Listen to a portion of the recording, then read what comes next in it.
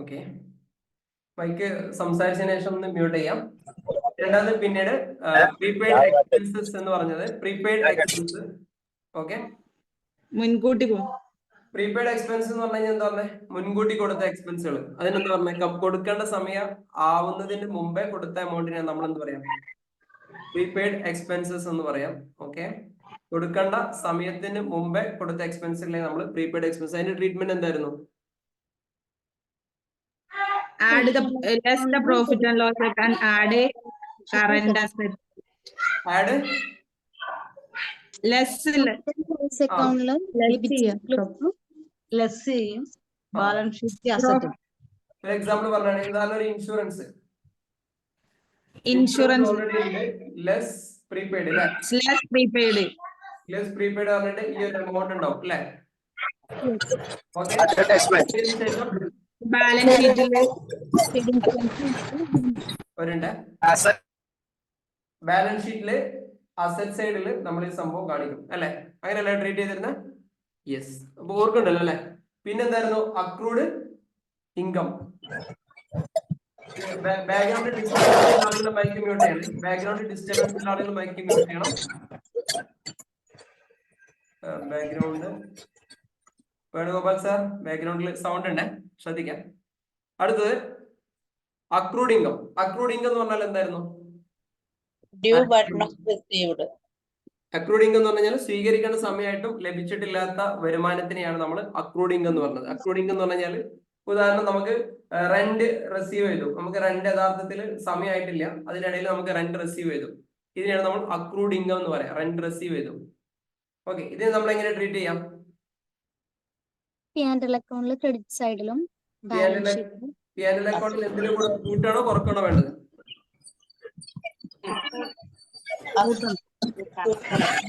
ഒന്ന് മ്യൂട്ട് ചെയ്യണേ. ഒന്ന് മ്യൂട്ട് ചെയ്യാം. ഓക്കെ, റെന്റ് റിസീവ്ഡ് ഓൾറെഡി ഉണ്ടാവും, അതിന്റെ കൂടെ എന്ത് ചെയ്യണം? അക്രൂഡ് കൂടെ ആഡ് ചെയ്യാം. ഉദാഹരണം ഒരു 800 ഉണ്ടെങ്കിൽ ഒരു 200 അതിലേക്ക് ആഡ് ചെയ്യണമെങ്കിൽ മൊത്തം 1000 എന്നുള്ള രീതിയിൽ എന്ത് ചെയ്യാം? ഈ സംഭവത്തിന് ചെയ്യാം. ബാലൻസ് ഷീറ്റിൽ ഇതിന്റെ ട്രീറ്റ്മെന്റ് എങ്ങനെയാ?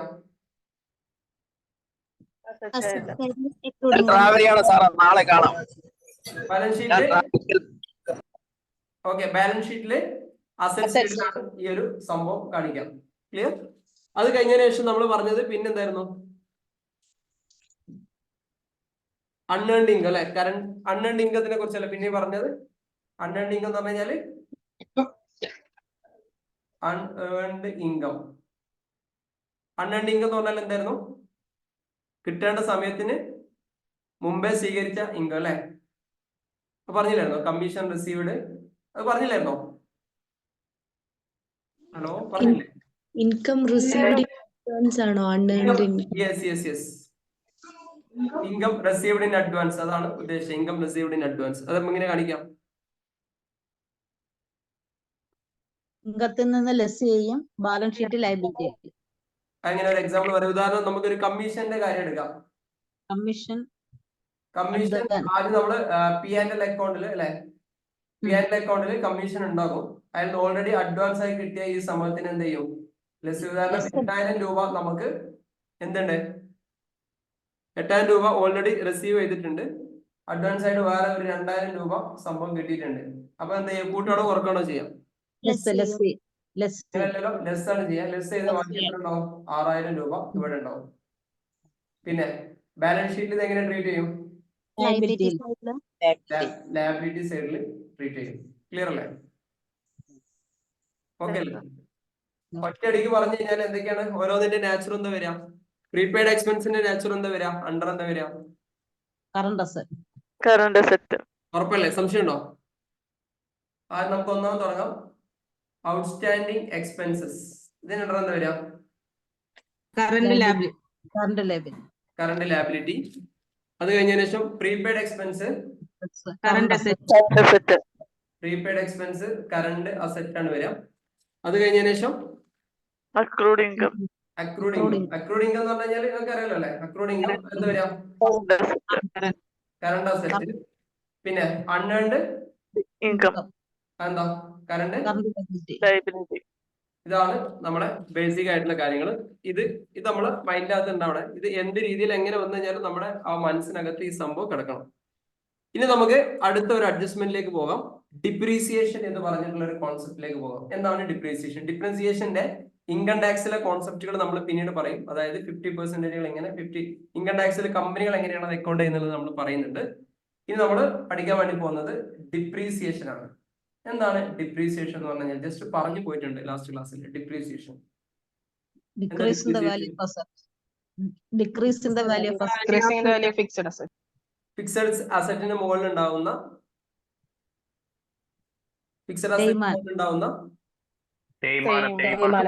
തേയ്മാനത്തിനാണ് നമ്മൾ എന്ത് പറയാം? ഡിപ്രീസിയേഷൻ എന്ന് പറയാം. സാധാരണ നോർമൽ അസറ്റിന്റെ മുകളിൽ ഇങ്ങനെ തേയ്മാനം സംഭവിക്കും? ഫിക്സഡ് അസറ്റ് അല്ലാത്ത രീതിയിലുള്ള നോർമൽ അസറ്റിന് മുകളിൽ തേയ്മാനം സംഭവിക്കും? ഇല്ലേ? സംഭവിക്കൂലേ? ഇത് രണ്ട് രീതി. ഡിപ്രീസിയേഷൻ എന്ന് പറഞ്ഞാൽ എന്താ? ഡിപ്രീസിയേഷൻ എന്ന് പറഞ്ഞാൽ ഫിക്സഡ് അസറ്റിന്റെ മുകളിൽ മാത്രം സംഭവിക്കുന്നതാണ്. ബാക്കിയുള്ള സംഭവിക്കുന്നതിന് എന്താ പറയാ?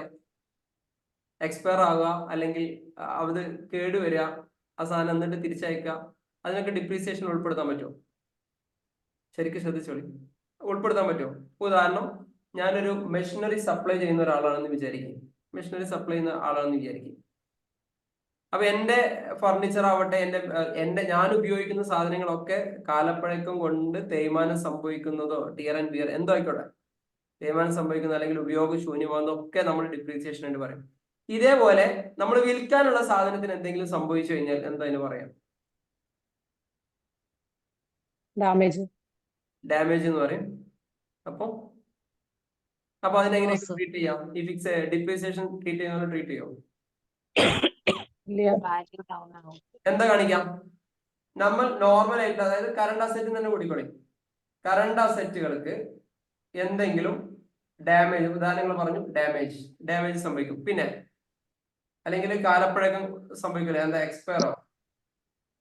പിന്നെ വേറെന്താ സംഭവിക്കാം? ഇങ്ങനെ സംഭവിച്ചു കഴിഞ്ഞാൽ എന്താ നമ്മൾ ചെയ്യാം? ഈ സാധനത്തിന് ഡിപ്രീസിയേഷൻ തന്നെ വാല്യൂ കുറച്ച് കാണിക്കോ? എന്താ ചെയ്യാം? ഒന്ന് സ്ക്രാപ്പ് ആക്കാനുള്ള ചാൻസ് ഉണ്ട്. പിന്നെ എന്ത് ചെയ്യും? ഓഫർ സെയിലിന് വിടും. ഓക്കെ, ഓഫർ സെയിലിന് വിടും. പിന്നെ ഇതെന്താ ട്രീറ്റ് ചെയ്ത് കൃത്യമായിട്ട് പഠിക്കണം. ലോസ് തന്നെ കാണിക്കത്തില്ലേ? അബ്നോർമൽ ലോസ് കാണിക്കാം. പിന്നെ ഇതിനെല്ലാം ഡിഫറെന്റ് ട്രീറ്റ്മെന്റ് ആണ്. ഇത് ഇൻകത്തിൽ വരും, ഇത് ഇൻകത്തിൽ വരും, ഇത് ലോസിൽ തന്നെ വരും. പിന്നെ റിട്ടേൺ അടിക്കൂല. ഒരു ഓപ്ഷൻ റിട്ടേൺ അടിക്കുക. റിട്ടേണിന്റെ കാലാവധി കഴിഞ്ഞിട്ടുണ്ടാവും ചിലപ്പോ. പിന്നെ വെരി ഗുഡ്. പിന്നെ ഇതിനെല്ലാം ഡിഫറെന്റ് ട്രീറ്റ്മെന്റ് ആട്ടോ. എല്ലാം ഡിഫറെന്റ് ട്രീറ്റ്മെന്റ് ആണ് നമുക്ക് പഠിക്കുന്നുണ്ട്. ഓൾഡ് സ്റ്റോക്ക് അതല്ലേ ഓഫർ സെയിലല്ലേ ഉദ്ദേശിച്ചത്? ഇതല്ല, ഈ ഓഫർ സെയിലല്ലേ ഉദ്ദേശിച്ചത്? Offer sale. ഓക്കെ. പിന്നെ ഇതിന് ഡിഫറെന്റ് ട്രീറ്റ്മെന്റ് ആണ്. ഇങ്ങനെ നടക്കുന്ന സംഭവത്തിനൊക്കെ ഡിഫറെന്റ് ട്രീറ്റ്മെന്റ് ആയിട്ടാണ് കണക്കാക്കുക. അപ്പം ഇത്രേ ഉള്ളൂ. ഡിപ്രീസിയേഷൻ എന്ന് പറഞ്ഞു കഴിഞ്ഞാൽ ഇതിന്റെ എല്ലാം ട്രീറ്റ്മെന്റ് നമ്മൾ വേറെ പഠിക്കുന്നുണ്ട്. ഈ ബൈ വൺ ഗെറ്റ് വൺ കൊടുക്കുന്ന സമയത്ത്, അതായത് ഡേറ്റ് കഴിയാനായ സാധനം പിന്നെ നോർമൽ പ്രൈസിന്റെ കൂടെ ചാമ്പി വിടുന്ന ആ സാധനങ്ങളൊക്കെ നമ്മൾ പഠിക്കുന്നുണ്ട്. അതൊക്കെ നമ്മൾ അതേപോലെ തന്നെ ട്രീറ്റ് ചെയ്യണം. ഇല്ല, ഇപ്പൊ സൂപ്പർ മാർക്കറ്റിൽ ചില കൂടുതൽ പ്രൊഡക്ട്സുകൾ നമ്മൾ എടുത്തു കഴിഞ്ഞാൽ നമുക്ക് കുറച്ച് പ്രൊഡക്റ്റുകൾ അതിന് കൂടെ ചെറിയ പ്രൈസിന് തരും. കണ്ടിട്ടുണ്ടോ?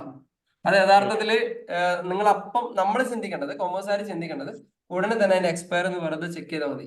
ചിലപ്പോൾ അടുത്ത 15 ദിവസം കൊണ്ട് എക്സ്പയർ ആവും, 5 ദിവസം കൊണ്ട് എക്സ്പയർ ആവും. അപ്പൊ മുതലേ എങ്ങനെയെങ്കിലും കിട്ടിപ്പോരട്ടെ എന്ന് വിചാരിച്ചിട്ട് കൂടുതൽ വെക്കുന്നവന്റെ തലയിലേക്ക് ചാമ്പുന്ന പരിപാടിയാണ് ആ സംഭവം ഉണ്ടാവുക. അപ്പൊ ഡിപ്രീസിയേഷന്റെ കാര്യം മാത്രം പറയാം. ഡിപ്രീസിയേഷൻ തന്നെ 2 രീതിയിൽ ട്രീറ്റ് ചെയ്യുന്നുണ്ട്. ഡിപ്രീസിയേഷൻ 2-3 രീതിയിൽ ട്രീറ്റ് ചെയ്യുന്നുണ്ട്. ഇവിടെ നമ്മൾ ഡിമിനിഷിങ് ഫ്ലാറ്റ് എന്ന് പറഞ്ഞിട്ടുള്ള 2 രീതിയിൽ പ്രിപ്പയർ ചെയ്യുന്നുണ്ട്. ഇൻകം ടാക്സിന്റെ കോൺസെപ്റ്റിലേക്ക് പോയി കഴിഞ്ഞാൽ വേറൊരു രീതിയിലാണ് ഇതിന്റെ ട്രീറ്റ്മെന്റ് നടക്കുന്നത്. അത് നമ്മൾ GST ഏതെങ്കിലുമൊക്കെ സെഷൻ പറയുന്ന സമയത്ത് അവിടെ ഉൾപ്പെടുത്തിയിട്ട് അത് പറയും.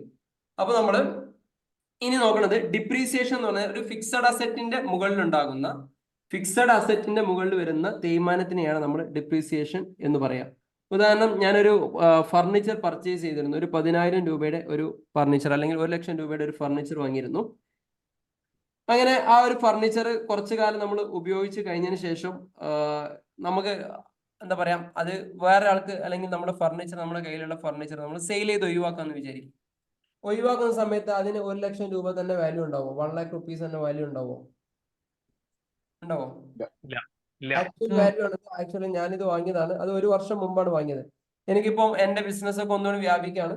അപ്പോൾ എനിക്ക് കുറച്ചും കൂടി വലിയ രീതിയിലുള്ള, ആദ്യം ഇത്ര ചെറിയൊരു ടേബിൾ ആയിരുന്നു, ഇനി എനിക്ക് കുറച്ച് ഇത്രയും വലിയ ഒരു ടേബിൾ വാങ്ങണം. അപ്പം അല്ലെങ്കിൽ ഈ ഫർണിച്ചർ വാങ്ങണമെന്നായിരിക്കും.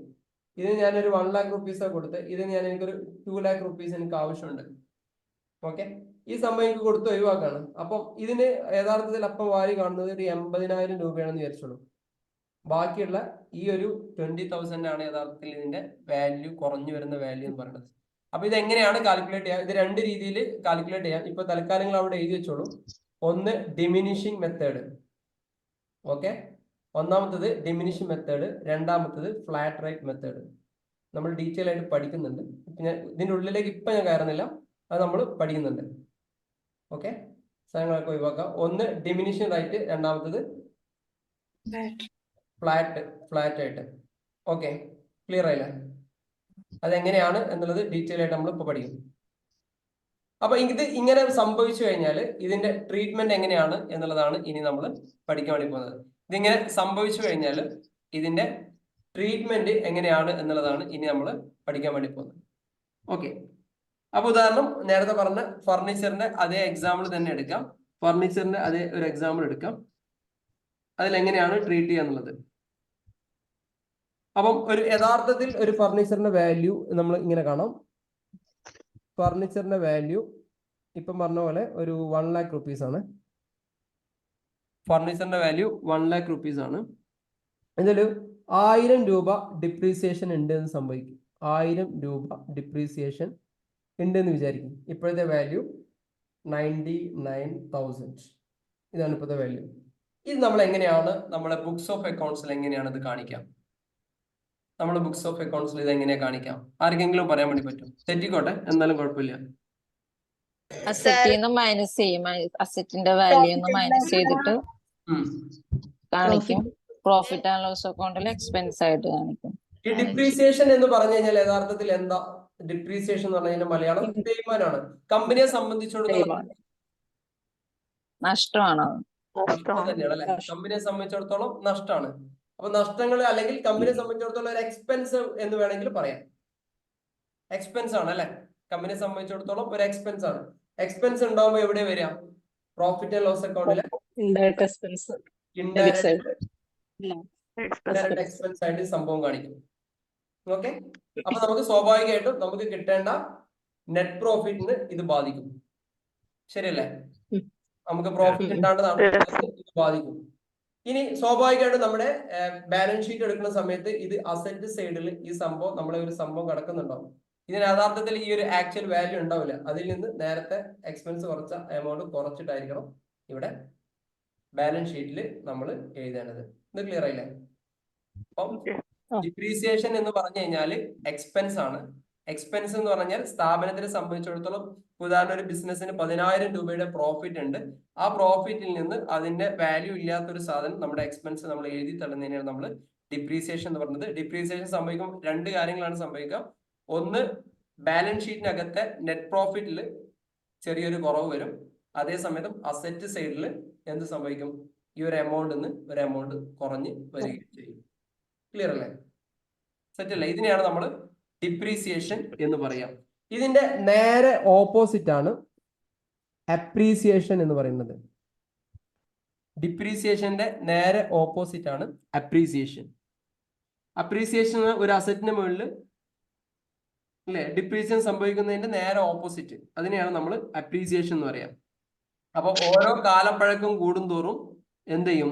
അസറ്റിന്റെ വാല്യൂ കൂടും അല്ലെ? നമ്മൾ ഈ വീഞ്ഞൊക്കെ പറയല്ലേ, പഴയ വീഞ്ഞിന് ടൈം കൂടുന്തോറും എന്താ പറയല്ലേ?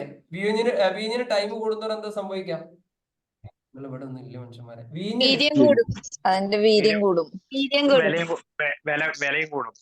വീഞ്ഞും വിലയും കൂടും അല്ലെ? വില അല്ല പഴകുന്തോറും വില കൂടും. അതേപോലത്തെ ഒരു സംഭവമാണ് എന്ത് പറയുന്നത്, അപ്രീസിയേഷൻ എന്ന് പറയുന്നത്. ടൈം എടുക്കുന്തോറും വില കൂടും. പിന്നെ അതെന്ത്, ലാൻഡ് അല്ലേ. കഴിഞ്ഞ വർഷം നമ്മൾ ചെറിയ 2 സെന്റ് 3 സെന്റ് ഒക്കെ 1 ലക്ഷത്തിനൊക്കെ വാങ്ങിയിട്ടുണ്ടെങ്കിൽ ഇപ്പൊ അതിന് 1 ലക്ഷത്തിനൊക്കെ 1 CR മുകളിലുള്ള സ്ഥലങ്ങളൊക്കെ ഉണ്ട് ടൗണിലൊക്കെ അല്ലെ. ഇതാണ് യഥാർത്ഥത്തിൽ അപ്രീസിയേഷൻ എന്ന് പറയാം. ചില സമയത്ത് പഴയ ഇലക്ട്രിക് ഉപകരണങ്ങളുണ്ടോ, പഴയ എന്തെങ്കിലുമൊക്കെ ഇലക്ട്രിക് ഉപകരണം ഉണ്ടെങ്കിൽ ഇന്ന് ചിലപ്പോൾ അതിന് ലക്ഷങ്ങൾ വരെയുള്ള സംഭവങ്ങളൊക്കെ ഉണ്ടാവും.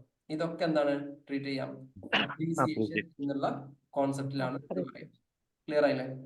അപ്പൊ അപ്രീസിയേഷൻ സംഭവിക്കുമ്പോൾ എന്താ, അപ്രീസിയേഷൻ എന്ന് പറയുമ്പോൾ ബിസിനസിനെ സംബന്ധിച്ചിടത്തോളം എന്താ, അപ്രീസിയേഷൻ എന്ന് പറയുമ്പോൾ ബിസിനസിനെ സംബന്ധിച്ചിടത്തോളം നേരത്തെ ഡിപ്രീസിയേഷന്റെ നേരെ ഓപ്പോസിറ്റ് ആണ് പ്രോഫിറ്റ് ആൻഡ് ലോസ് അക്കൗണ്ടിൽ. ഈ സംഭവത്തിൽ എന്ത് ചെയ്യും, ഇൻഡയറക്റ്റ് ഇൻകത്തിൽ ഈ സംഭവം വരും. ഇൻഡയറക്റ്റ് ഇൻകത്തിൽ ഈ സംഭവം വരും. ഈ സംഭവം ഇൻഡയറക്റ്റ് ഇൻകായിട്ട് വരും.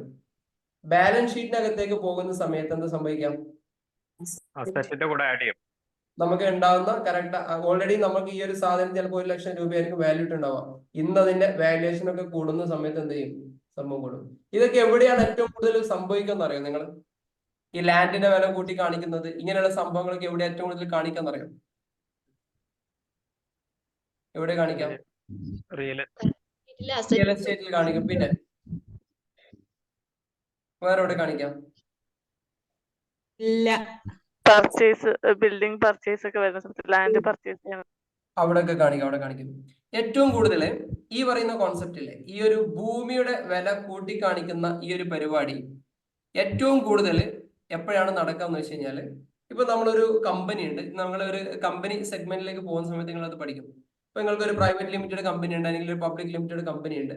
നിങ്ങൾ പുറത്തു നിന്ന് ഒരു ഷെയർ വാങ്ങാൻ ഉദ്ദേശിക്കുകയാണ്. ഉദാഹരണം, ഞാനും ഷമീനും ഷാലവും കൂടിയിട്ട് ഒരു കമ്പനി സ്റ്റാർട്ട് ചെയ്തിട്ടുണ്ട്. കമ്പനി സ്റ്റാർട്ട് ചെയ്യുന്ന സമയത്ത് നമുക്ക് കുറച്ചും കൂടി ഫണ്ട് വേണം. ഓൾറെഡി നമ്മുടെ കയ്യിൽ കുറച്ച് ഭൂമിയുണ്ട് അല്ലെ, കുറച്ച് ഭൂമിയുണ്ട്. ആ ഭൂമിക്കകത്താണ് സംഭവം നടക്കുന്നത്. അപ്പൊ നമ്മൾ എന്ത് ചെയ്യും, നമുക്ക് കുറച്ചുകൂടി ക്യാപിറ്റൽ വേണം. ക്യാപിറ്റൽ വാങ്ങുന്ന സമയത്ത് സ്വാഭാവികമായിട്ടും പുറത്ത് നമ്മൾ ക്യാപിറ്റൽ വരുമ്പോൾ ആളുകൾ ചോദിക്കും, നിങ്ങൾ എത്ര ഇൻവെസ്റ്റ് ചെയ്തു, നിങ്ങൾ എന്ത് ചെയ്തു എന്നുള്ളതൊക്കെ ചോദിക്കും ഇല്ലേ? അങ്ങനെ ചോദിക്കൂലേ?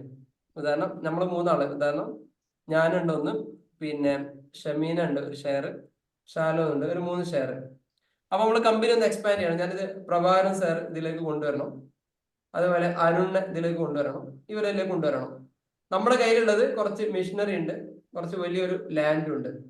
ഇതിനാകെ നമുക്കൊരു 1 CR ആണ് നമ്മൾ ഇതിന് ഇൻവെസ്റ്റ് ചെയ്തതെന്ന് വിചാരിച്ചോളൂ. 1 CR ആണ് ഇതിന് മൊത്തം നമ്മൾ 3 ആളും കൂടി ഇൻവെസ്റ്റ് ചെയ്തതെന്ന് വിചാരിച്ചു, 1 CR. ഇനി നമുക്ക് അഡീഷണൽ ഒരു 5 CR വേണം. ശ്രദ്ധിക്കണം, നന്നായി ശ്രദ്ധിക്കണം. നിങ്ങൾ കറക്റ്റായിട്ട് ട്രീറ്റ് ചെയ്യണം. ചില കമ്പനികൾ എത്തിക്കഴിഞ്ഞാൽ അഡീഷണല് നമുക്കൊരു 5 CR കൂടി ആവശ്യമുണ്ട്. അഡീഷണൽ 5 CR ആവശ്യമുണ്ട്. നമ്മള് പ്രഭാകരൻ സാറിനും അരുണിനോട് എന്ത് ചെയ്യണം, സംഭവം സംസാരിക്കുകയാണ്. നമ്മൾ ഒരു ബിസിനസ് നടത്തുന്നുണ്ട്, ഇതാണ് നമ്മുടെ ബിസിനസ് നടത്തുന്നുണ്ട്. നമ്മൾ യഥാർത്ഥം ഇതിന് 1 CR ഇൻവെസ്റ്റ് ചെയ്തിട്ടുള്ളൂ. പക്ഷെ ഇതിന് നമ്മൾ പറയും എത്ര, ഇതിന് 10 CR വാല്യൂ ഉണ്ട് നമ്മൾ പറയും. വെറുതെ പറഞ്ഞാൽ മതിയോ? യഥാർത്ഥത്തിൽ 1 CR ആണ്. ഇതിന്റെ 9 CR നമ്മൾ കൂട്ടി കാണിച്ചു. ഈ 9 CR എന്താ, കമ്പനി ഡെവലപ്മെന്റ് ആകാം, പല ഗുഡ് വില്ലാകാം, പല രീതിയിലാകാം. ഏറ്റവും കൂടുതൽ കാണിക്കുക ലാൻഡ് ആണ്. ലാൻഡിന് സുമാറ് നമ്മളിങ്ങനെ പറഞ്ഞാൽ മതിയോ ഇതിന് ഇത്ര വാല്യൂ ഉണ്ട് എന്നുള്ളത്? ആരാ ഇത് അപ്രൂവ് ചെയ്യാം? ആരാ ചെയ്യാം? കറക്റ്റ്, ആരാ ചെയ്യാം? ലാൻഡിന് റീസർവേ ചെയ്യുന്ന ആളുകൾ കണ്ടിട്ടുണ്ടോ? ആരെന്ത് വിളിക്കാം? വില്ലേജിലല്ല, ഗവൺമെന്റ് അംഗീകാരം തന്നെ റീസർവേയർ ഉണ്ട്. റവന്യൂ ഡിപ്പാർട്ട്മെന്റ് അങ്ങനെ റവന്യൂ ഡിപ്പാർട്ട്മെന്റ് ആയിക്കണമെന്നില്ല, അത് പുറത്തുള്ള ആളുകളും ചെയ്യും. എന്തായിരുന്നു? എന്തായിരുന്നു? തന്നെ ഇവര് വന്നിട്ട് ഒരുപക്ഷെ എന്റെ സിസ്റ്റർ തന്നെ കടപ്പുണ്ട് നോക്കണമെന്ന്, ചിലപ്പോൾ ഇതിനകത്ത് കടപ്പുണ്ടാവും. ഞാനൊരു വാല്യൂ ചെയ്തിരുന്നു, 50 CRന്റെ ഒരു വാല്യൂഷൻ ചെയ്തിരുന്നു. ചിലപ്പം നിങ്ങൾക്ക് അതിന്റെ ഒരു മോഡൽ കാണാൻ വേണ്ടിയിട്ടാണ് ഞാൻ. ഓക്കെ, മറ്റേ സിസ്റ്റത്തിനകത്തല്ല. ഓക്കെ, പിന്നീട് നോക്കാം. അങ്ങനെ നമ്മളെ ഭൂമി എന്ത് ചെയ്യും, റീവാല്യൂ ചെയ്തിട്ട് അതിനൊരു 10 CR ആക്കും. 10 CR ആക്കിയിട്ട് നമ്മൾ പറയും ചിലപ്പോൾ 50-50 ആണ് എന്ന് പറയും. നമ്മൾ ഓൾറെഡി നമ്മളെടുത്തത് 5 കോടിയുടെ ആസ്തി നമ്മളെടുത്തിട്ടുണ്ട്. ബാക്കി 5 കോടിയുടെ സാധനമാണ് നമ്മൾ റീസെയിൽ ചെയ്യണത്. ഇതിൽ നമ്മൾ 2 ഭാഗമാക്കി കൊടുക്കുകയാണ്. ഒന്ന് പ്രഭാസർക്ക്, ഒന്ന് എടുക്കുക. മൊത്തം 50-50. ഇതിന്റെ ഇവരെന്ത് ചെയ്യും? ഇത് 25-25 ആക്കിയിട്ട് മാറ്റും. ഓക്കെ, ഇങ്ങനെയാണ് നമ്മൾ എന്ത് ചെയ്യുക? ഇതിന്റെ അപ്രീസിയേഷൻ, ഭൂമിയുടെ അപ്രീസിയേഷൻ കാണിക്കുന്നത്. മിക്കവാറും കാണിക്കുന്നത് ഒന്നെങ്കിൽ അഡീഷണൽ ആയിട്ടുള്ള ഷെയർ ക്യാപിറ്റൽ കൊണ്ടുവരാനും കമ്പനിക്ക് കൂടുതൽ വാല്യൂ ഉണ്ട് എന്ന് തെളിയിക്കാനും ലോണുകൾ കൂടുതലായിട്ട് പാസ്സാക്കി എടുക്കാനൊക്കെയാണ് നമ്മൾ എന്ത് ചെയ്യാം, ഈ ഒരു ലാൻഡിന്റെ വാല്യൂഷൻ രണ്ടാമത് ചെയ്തു കൊടുക്കുന്നത്. ക്ലിയർ ആയില്ലേ?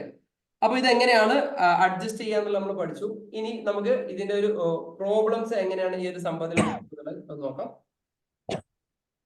ഓക്കെ, ഈ ഒരു സംഭവം ഒന്ന് ജസ്റ്റ് ഒന്ന് ചെയ്യും. ഒന്ന് സ്ക്രീനിലുള്ള സംഭവം ജസ്റ്റ് ഒന്ന് ചെയ്യണം. ചെറിയ ഓവറായിട്ട് ഒന്നുമില്ല. റെന്റിന്റെ ചെറിയൊരു ഡ്യൂ എൻട്രി ഇട്ടിട്ടുണ്ട്. ചെറിയൊരു പ്രോബ്ലം ആണ്. ഇൻഷുറൻസിന്റെ പ്രീപെയ്ഡ് ഇട്ടിട്ടുണ്ട്. ബിൽഡിങ്ങിന്റെ അപ്രീസിയേഷൻ 10% ഇട്ടിട്ടുണ്ട്. ഡിപ്രീസിയേഷൻ ഒരു 10% ഇട്ടിട്ടുണ്ട്. ക്ലോസിംഗ് സ്റ്റോക്ക് ഇന്ന രീതിയിൽ ഇട്ടിട്ടുണ്ട്. ഓക്കെ, ഈ സംഭവങ്ങളാണ് ഇനി നമ്മൾ കാണേണ്ടത്. ഓക്കെ,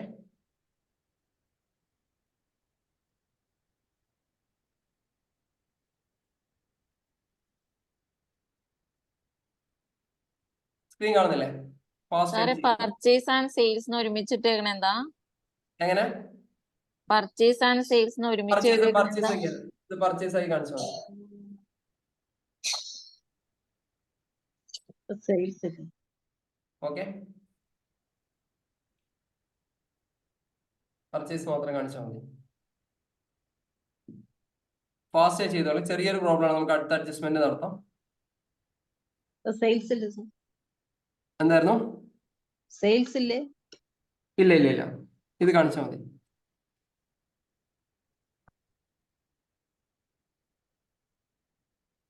അല്ലെങ്കിൽ പർച്ചേസും സെയിലും വേണമെങ്കിൽ കാണിക്കാം. പർച്ചേസ് നമുക്ക് വേണമെങ്കിൽ ഒരു സെയിൽസ് അല്ലെങ്കിൽ സെയിൽസും കാണിച്ചോളൂ. എന്നാ പിന്നെ ഒരു ഓക്കെ, സെയിൽ നമ്മൾ എത്ര കൊടുക്കാം?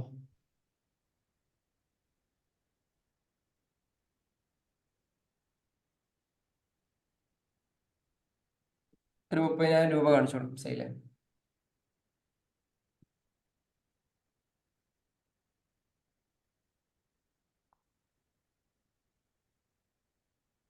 ഫാസ്റ്റ് ആയിട്ട് ചെയ്തോളെ. ചെറിയൊരു പ്രോബ്ലം ആണ്. ജസ്റ്റ് ആ പെട്ടിക്കോളം അങ്ങനൊന്നും വരക്കണമെന്നില്ല. ജസ്റ്റ് 2 ഭാഗം 2 ഷീറ്റ് ആക്കിയിട്ട് പെട്ടെന്ന് ട്രയൽ ബാലൻസ് ഈക്വൽ ആവും സർ. ട്രയൽ ബാലൻസ് ഈക്വൽ ആവും.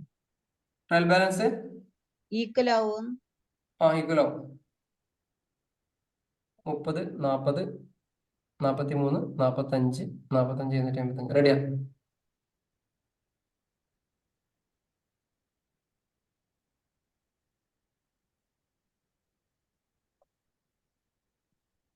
ഇനി നമുക്ക് കിട്ടേണ്ട ഗ്രോസ് പ്രോഫിറ്റും കൂടി എഴുതാം.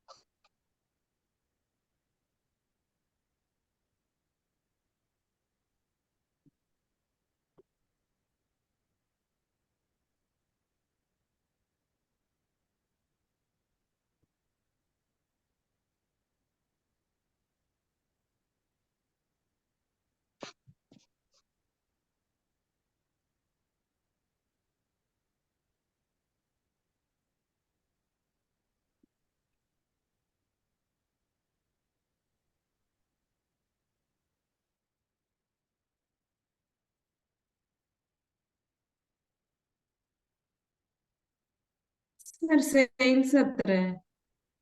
സെയിൽസ് 30,000. ഇതാ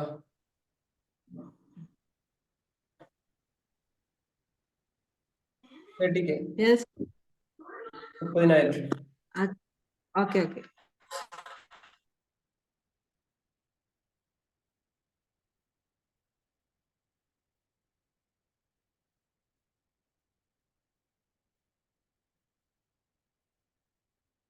ചെറിയ പ്രോബ്ലം ആണ്.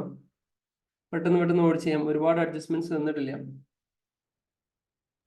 Okay sir.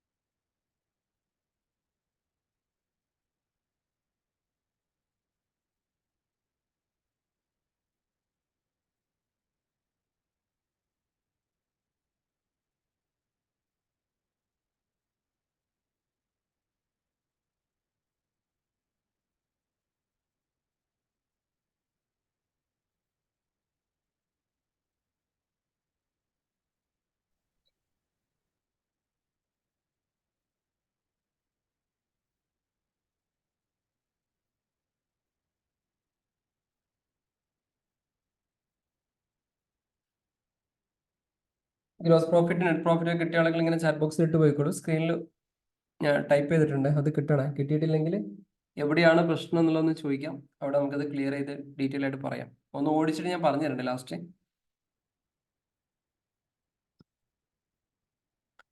ഒരുപാട് അഡ്ജസ്റ്റ്മെന്റ്സ് തന്നിട്ടില്ല. ഒരുപാട് അഡ്ജസ്റ്റ്മെന്റ്സിന്റെ സംഭവങ്ങൾ വരാനിരിക്കുന്നുണ്ട്. Okay sir. ഓക്കെ. സെറ്റ് അല്ലേ? കിട്ടുന്നിടത്ത് സെറ്റ് അല്ലേ ഇതൊക്കെ GP ഒക്കെ? ഓക്കെ. യെസ് സാർ, സെറ്റാണ്.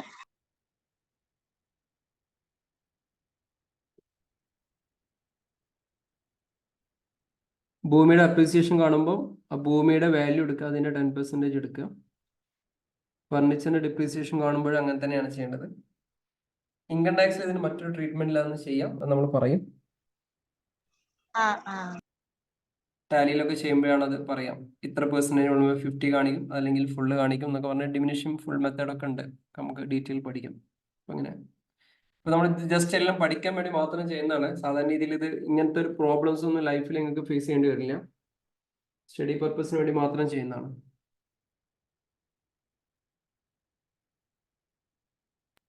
Okay sir.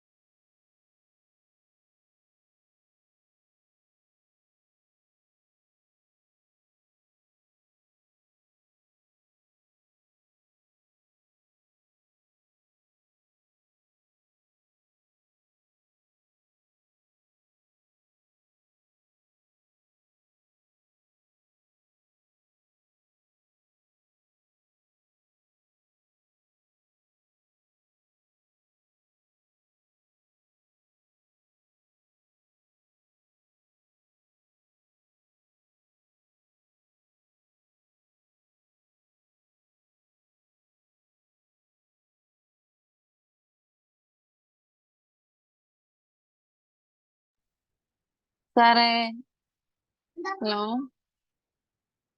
Hello yes. സാറേ ഈ പ്രോഫിറ്റ് ആൻഡ് ലോസ് അക്കൗണ്ടിലെ നെറ്റ് പ്രോഫിറ്റ് 5855 അതെ, സ്ക്രീനിൽ എഴുതിയിട്ടുണ്ടല്ലോ. നമ്മള് അതിനകത്ത് വരുന്നത് discount allowed, salary, carriage outward, ഇൻഷുറൻസിന്ന് പ്രീപെയ്ഡ് ഇൻഷുറൻസ് മൈനസ് ചെയ്തിട്ടല്ലേ എഴുതണേ 130.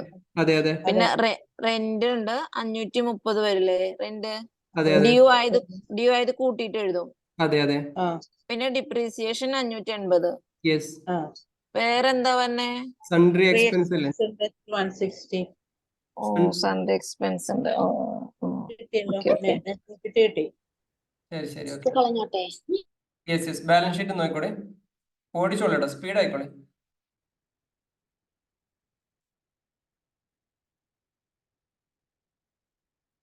ഞാൻ കൂടുതൽ പ്രോബ്ലം ഇവിടെ ചെയ്യിപ്പിക്കുന്നത് എല്ലാവരും ചാറ്റ് ബോക്സിൽ പറയും ക്ലാസ്സിനകത്ത് ചെയ്യുന്ന സമയത്താണ് നല്ലതെന്ന് പറഞ്ഞുകൊണ്ടാണ് ചെയ്യിപ്പിക്കുന്നത്.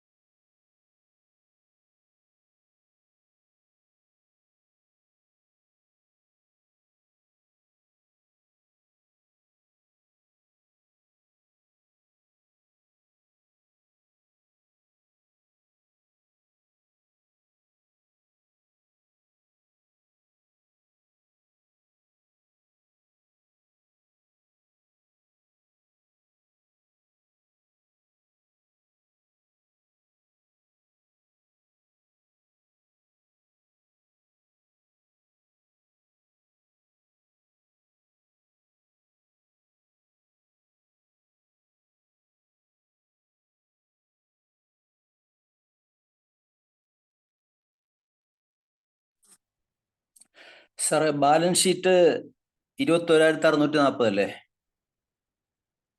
ഹലോ. അതെ. സ്ക്രീനിൽ 21,640. Yes, correct. ശരി സാർ.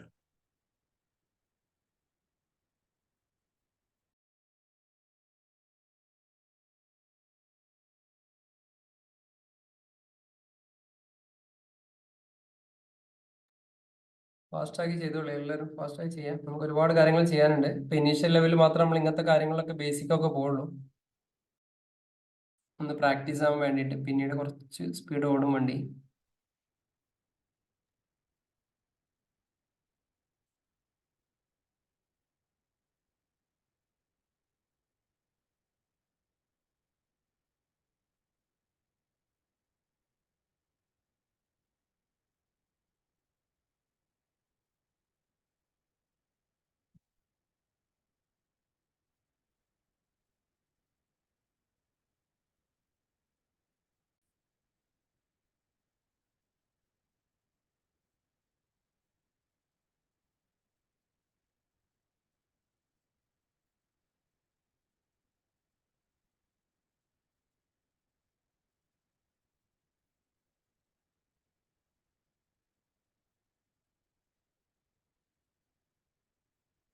ഓക്കെ അല്ലേ?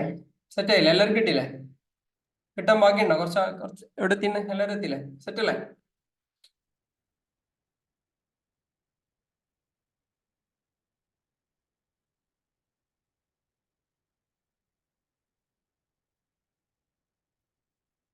ഓക്കെ.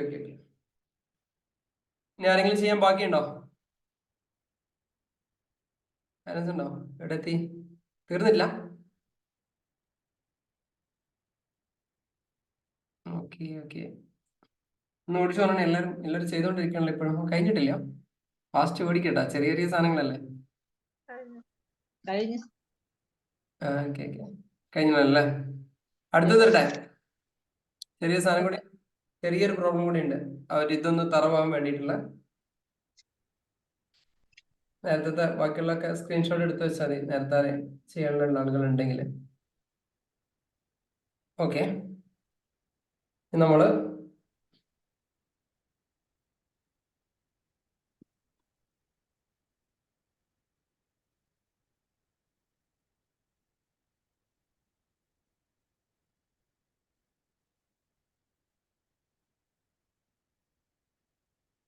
ഈ സംഭവം ഒന്ന് ചെയ്യാം. നമുക്ക് കുറച്ചുള്ളൂ, അധികമൊന്നുമില്ല.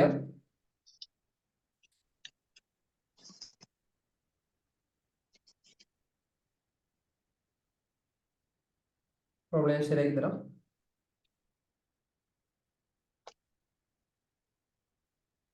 ഇനി നമുക്ക് നേരത്തെ ഇപ്പൊ ചെയ്ത അതേപോലെ തന്നെ കുറച്ച് കാര്യങ്ങൾ, അതായത് ഇതിൽ സാലറി പെയ്ഡും കുറച്ചുകൂടി കാര്യങ്ങളൊക്കെ ഉൾപ്പെടുത്തിയിട്ടുള്ള ഒരു സംഭവമാണ്.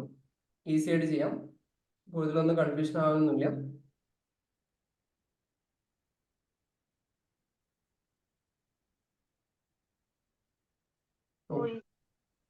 സ്ക്രീനിൽ പോയോ?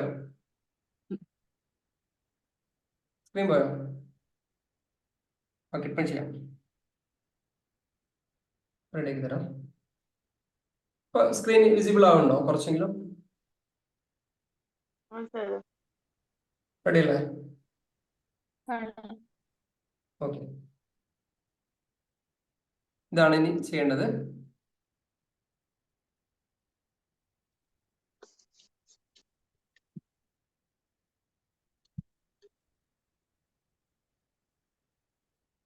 ഇതിന്റെ ഗ്രോസ് പ്രോഫിറ്റ് നിങ്ങളുടെ എമൗണ്ട് ഞാൻ ഇവിടെ എഴുതാം.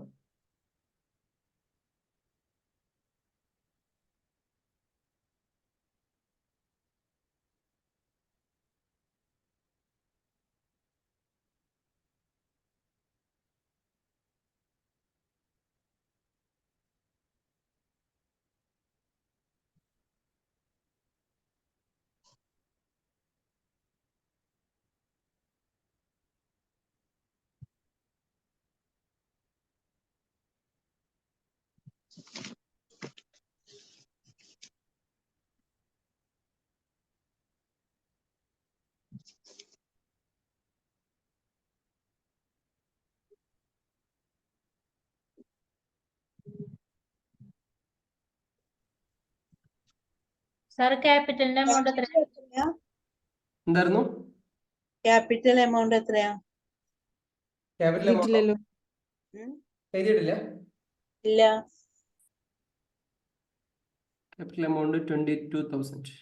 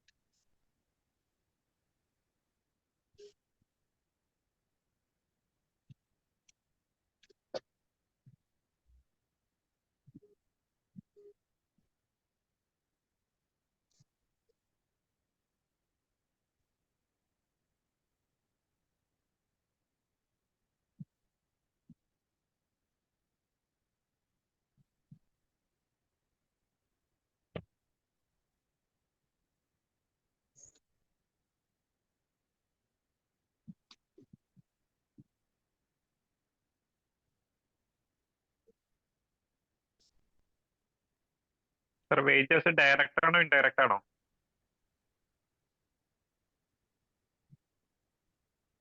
ഡയറക്റ്റ് ആണ്, ഡയറക്റ്റ് ആണ്.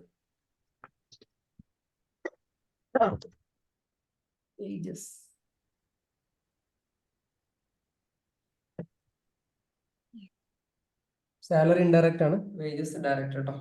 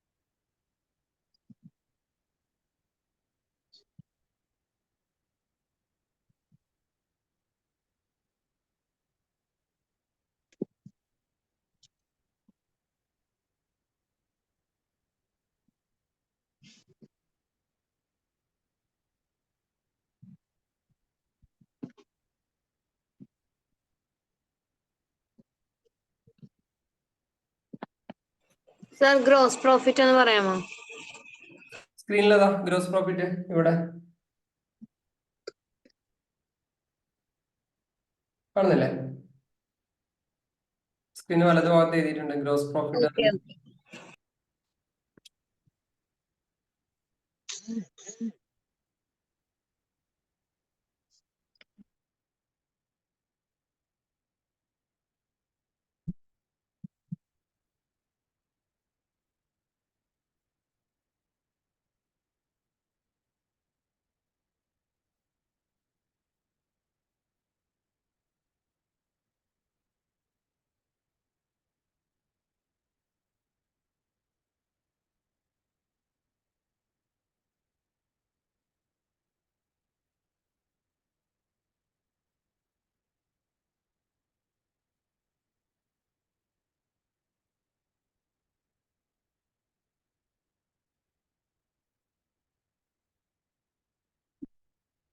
ഫാസ്റ്റ് ആയിട്ട് ചെയ്തോളി.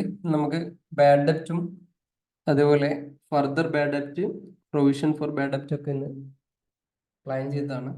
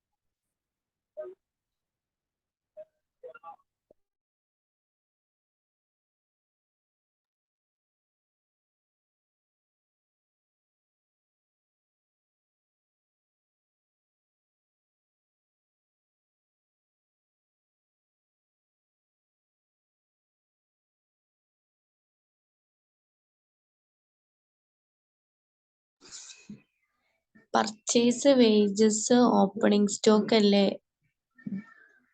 ട്രേഡിംഗ് അക്കൗണ്ടിൽ വരുന്ന, പിന്നെ സെയിൽസും ക്ലോസിംഗ് സ്റ്റോക്കും.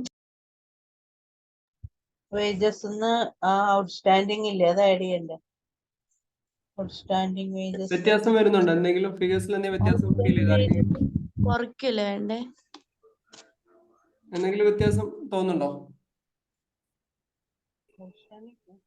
ഗ്രോസ് പ്രോഫിറ്റ് ശരിയാവുന്നില്ലല്ലോ. എത്ര എമൗണ്ട് വരുന്നത്? എനിക്ക് 19,700 ആയിരുന്നു. ഓപ്പണിംഗ് സ്റ്റോക്ക് എത്രയാ? 6,000 അല്ലേ? അതെ. പർച്ചേസ് എത്രയാ വരുന്നത്? 26,000. ഓക്കെ. വേജസ് 3,000, ഔട്ട്സ്റ്റാൻഡിംഗ് കൂടുമ്പോൾ 3,500. 500. അപ്പുറം സെയിൽസ്. ഗ്രോസ് പ്രോഫിറ്റ് കിട്ടി 24,500. സെയിൽസ് ഉണ്ട്, ക്ലോസിംഗ് സ്റ്റോക്ക് ഉണ്ട്, അത് കിട്ടും. അത്രേ ഉള്ളൂ. അപ്പൊ എത്രയാ വരിക? 24,500. കറക്റ്റ് അല്ലേ? പിന്നെന്താ പ്രശ്നം? Net profit ശരിയാവാത്തെ. പ്രോഫിറ്റ് എന്ന് പറഞ്ഞ നെറ്റ് പ്രോഫിറ്റിൽ എന്താ വ്യത്യാസം വരുന്നത്? ഇൻഡയറക്ട് എക്സ്പെൻസസ്, സാലറി ഉണ്ട്, പ്രീപെയ്ഡ്, പിന്നെയുള്ളത് റെന്റ്, ഡിപ്രീസിയേഷൻ, പിന്നെ വലതുഭാഗത്ത് ഇൻകത്തില് കമ്മീഷനും. അതിൽ കമ്മീഷന് 100 രൂപ കുറക്കാനുണ്ടാവും. 20,400 വരുന്നത് സാർ. എന്തായിരുന്നു? നെറ്റ് പ്രോഫിറ്റ് 20,400 ആയിരുന്നു വരുന്നത്. 20,200. എന്തെങ്കിലും വ്യത്യാസം ഉണ്ടോ? ഇല്ല ഇല്ല, ഓക്കെയാണ് ഓക്കെയാണ്. ഓക്കെ ആണല്ലേ? Okay okay. ഒന്നുകൂടി ചെക്ക് ചെയ്ത് നോക്കൂ. സാലറി, പ്രീപെയ്ഡ് സാലറി, എന്തായിരുന്നു? പ്രീപെയ്ഡ് സാലറി ഇല്ലേ? ആ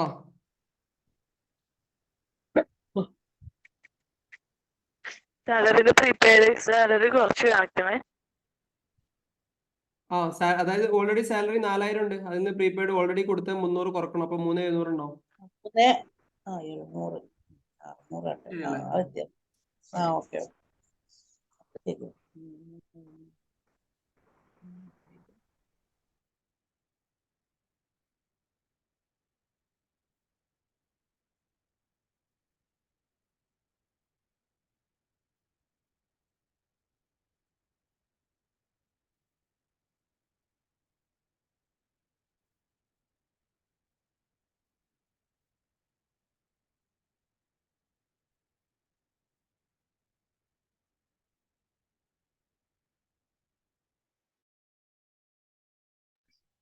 കിട്ടി, നെറ്റ് പ്രോഫിറ്റ് കിട്ടി.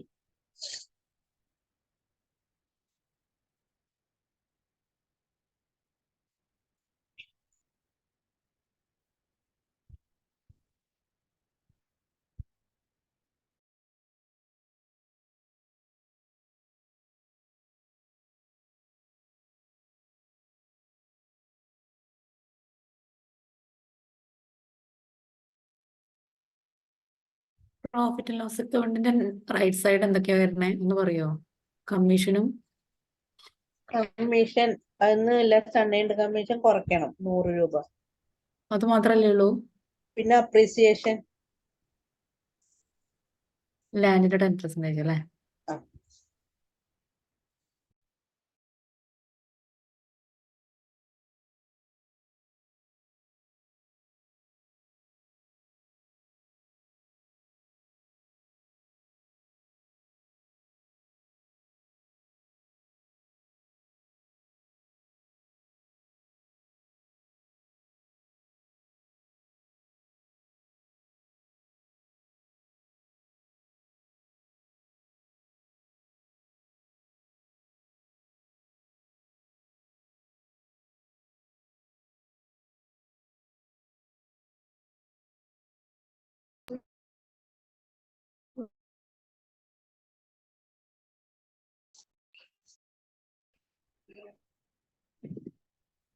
കിട്ടുന്നില്ല പ്രോഫിറ്റ്.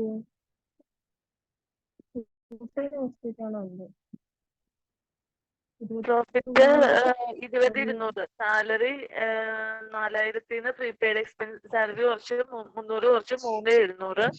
ഡിപ്രീസിയേഷൻ ഓഫ് ഫർണിച്ചർ 500 വരും. റെന്റ് 3,000. ഇപ്പോഴത്തെ മറ്റേ gross profit carry down 24,500. Appreciation on land 1,000. Commission 2000, അണ്ണന്റെ കമ്മീഷൻ 100 കൂട്ടി 1900, കുറച്ച് 1900. അപ്പൊ 20,200 20,200 നെറ്റ് പ്രോഫിറ്റ്. ആ.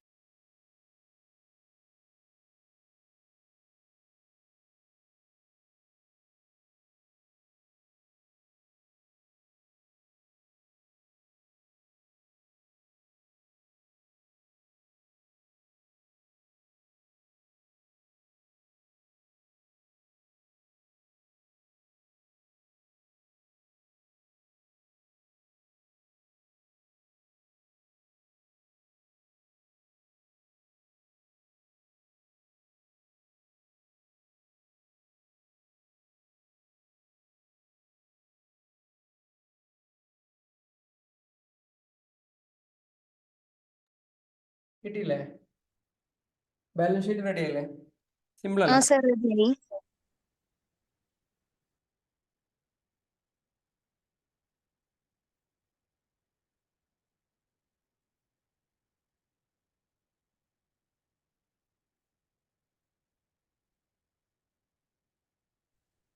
ബാലൻസ് ഷീറ്റ് കൂടെ ഒന്നുകൂടെ പറയുമോ? സാർ എന്തൊക്കെ വരുന്നതെന്ന് ഒന്നുകൂടെ പറയില്ല. അസറ്റിലും ലയബിലിറ്റിയിലും. ഷാലോ ചെയ്തിട്ടുണ്ടായിരുന്നു. ബാലൻസ് ഷീറ്റ് കിട്ടിയിരുന്നോ? ആ സർ അറിയാം. ലൈബിലിറ്റിയില് ക്യാപിറ്റൽ സൈഡില് 22,000, capital 22,000, wage outstanding 500, creditors 8,000, unearned commission 100, net profit 20,200. Asset സൈഡില് ഡെറ്റേഴ്സ് 12,000, ലാൻഡ് 10,000 പ്ലസ് അപ്രീസിയേഷൻ 1000, അങ്ങനെ 11,000, furniture 5,000 less depreciation 500, then 4,500, cash 5,000, closing stock 18,000, salary prepaid 300, അങ്ങനെ 50,800. കറക്റ്റ് അല്ലേ എല്ലാവർക്കും? ബാക്കിയുള്ള എല്ലാവർക്കും കറക്റ്റ് ആണ് സാറേ, കിട്ടി. ഓക്കെ. ഇതൊന്നും പ്രാക്ടിക്കലി റിയൽ ലൈഫിൽ ഇതേപോലെ ഒന്നും വരത്തില്ല കേട്ടോ. പക്ഷെ നമുക്കിതൊന്ന് പ്രാക്ടീസ് ആവാൻ വേണ്ടി മാത്രം തന്നെയാണ്. നമ്മൾ ഈ സെയിൽസ് അക്കൗണ്ട്, അതേപോലെ മാനുഫാക്ചറിങ്, ട്രേഡിംഗ്, സർവീസ്, നമ്മുടെ എല്ലാ തരത്തിലുള്ള അക്കൗണ്ട്സും നമ്മളിങ്ങനെ ചെയ്ത് പോകും. ഓരോ ദിവസം ഓരോ എൻട്രികൾ പറഞ്ഞ് പോസ്റ്റ് ചെയ്ത് പോകും നമ്മള്. അപ്പൊ ഒന്നുകൂടി വ്യക്തമായിട്ട് വരും. ഇതൊക്കെ നമ്മൾ പഠിക്കാനുള്ളൊരു ആവശ്യത്തിന് വേണ്ടി മാത്രമാണ് ഇങ്ങനെ ചെയ്തു പോണത്. ഇങ്ങനെ റിയൽ ലൈഫിൽ വരില്ല. സെറ്റ് ചെയ്യുന്നതായിരിക്കണം. ഓക്കെ അല്ലേ? ബാക്കിയുള്ള ആളുകൾ സ്ക്രീൻഷോട്ട് എടുത്ത് വെച്ചോളൂ. ഈ ഒരു ആൻസർ കിട്ടണം. ഓക്കെ, വലതു ഭാഗത്ത് കാണുന്ന ഈ ഒരു സംഭവങ്ങൾ കിട്ടണം. ഓക്കെ, ഇനി നമുക്ക് ഓക്കെ അല്ലേ? ഓക്കെ. ഇനി നമുക്ക് പഠിക്കാനുള്ളത് ബാഡ് ഡെപ്റ്റ് ആണ്. എന്താ ബാഡ് ഡെപ്റ്റ്? ബാഡ് ഡെപ്റ്റ് ഇൻഡയറക്റ്റ് എക്സ്പെൻസ് ആണ്. അപ്പൊ ആദ്യം മനസ്സിലാക്കാം, ബാഡ് ഡെപ്റ്റ് എന്ന് പറഞ്ഞാൽ ഇൻഡയറക്റ്റ് എക്സ്പെൻസ് ആണ്. അപ്പൊ എന്താണ് ബാഡ് ഡെപ്റ്റ്? ബാഡ് ഡെപ്റ്റ് എന്ന് പറഞ്ഞാൽ എന്താ? കിട്ടാക്കടം. അല്ലേ? കിട്ടാക്കടം. ഓക്കെ, കിട്ടാക്കടം. കിട്ടാക്കടം എങ്ങനെ ഉണ്ടാവുക? കിട്ടാക്കടം എങ്ങനെ ഉണ്ടാവുക?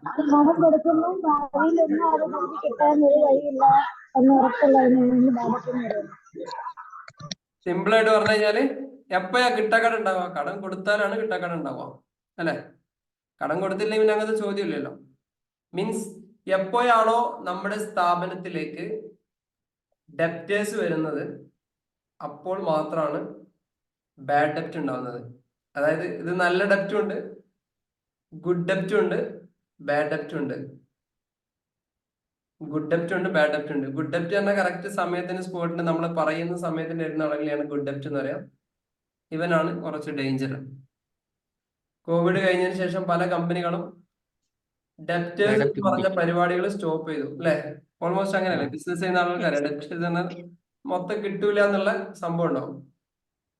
അതുകൊണ്ടാണ് നമ്മൾ സ്ഥാപനത്തിലൊക്കെ ചെയ്യുന്ന സമയത്ത് ക്രെഡിറ്റ് പോളിസികൾ സെറ്റ് ചെയ്യുന്നത്. ക്രെഡിറ്റ് പോളിസി എന്ന് പറഞ്ഞാൽ എന്താ ക്രെഡിറ്റ് പോളിസി? ഇത്ര ദിവസത്തിനുള്ളിൽ ക്രെഡിറ്റ് പോളിസി എന്തിന്റെ ബേസിലാണ് നമ്മൾ സെറ്റ് ചെയ്യുന്നത്? ക്രെഡിറ്റ് പോളിസിയിൽ പ്രധാനമായിട്ടും രണ്ട് കാര്യങ്ങളാണ് പറയാം. ഒന്നാമത്തത് ഒരു മിനിറ്റ്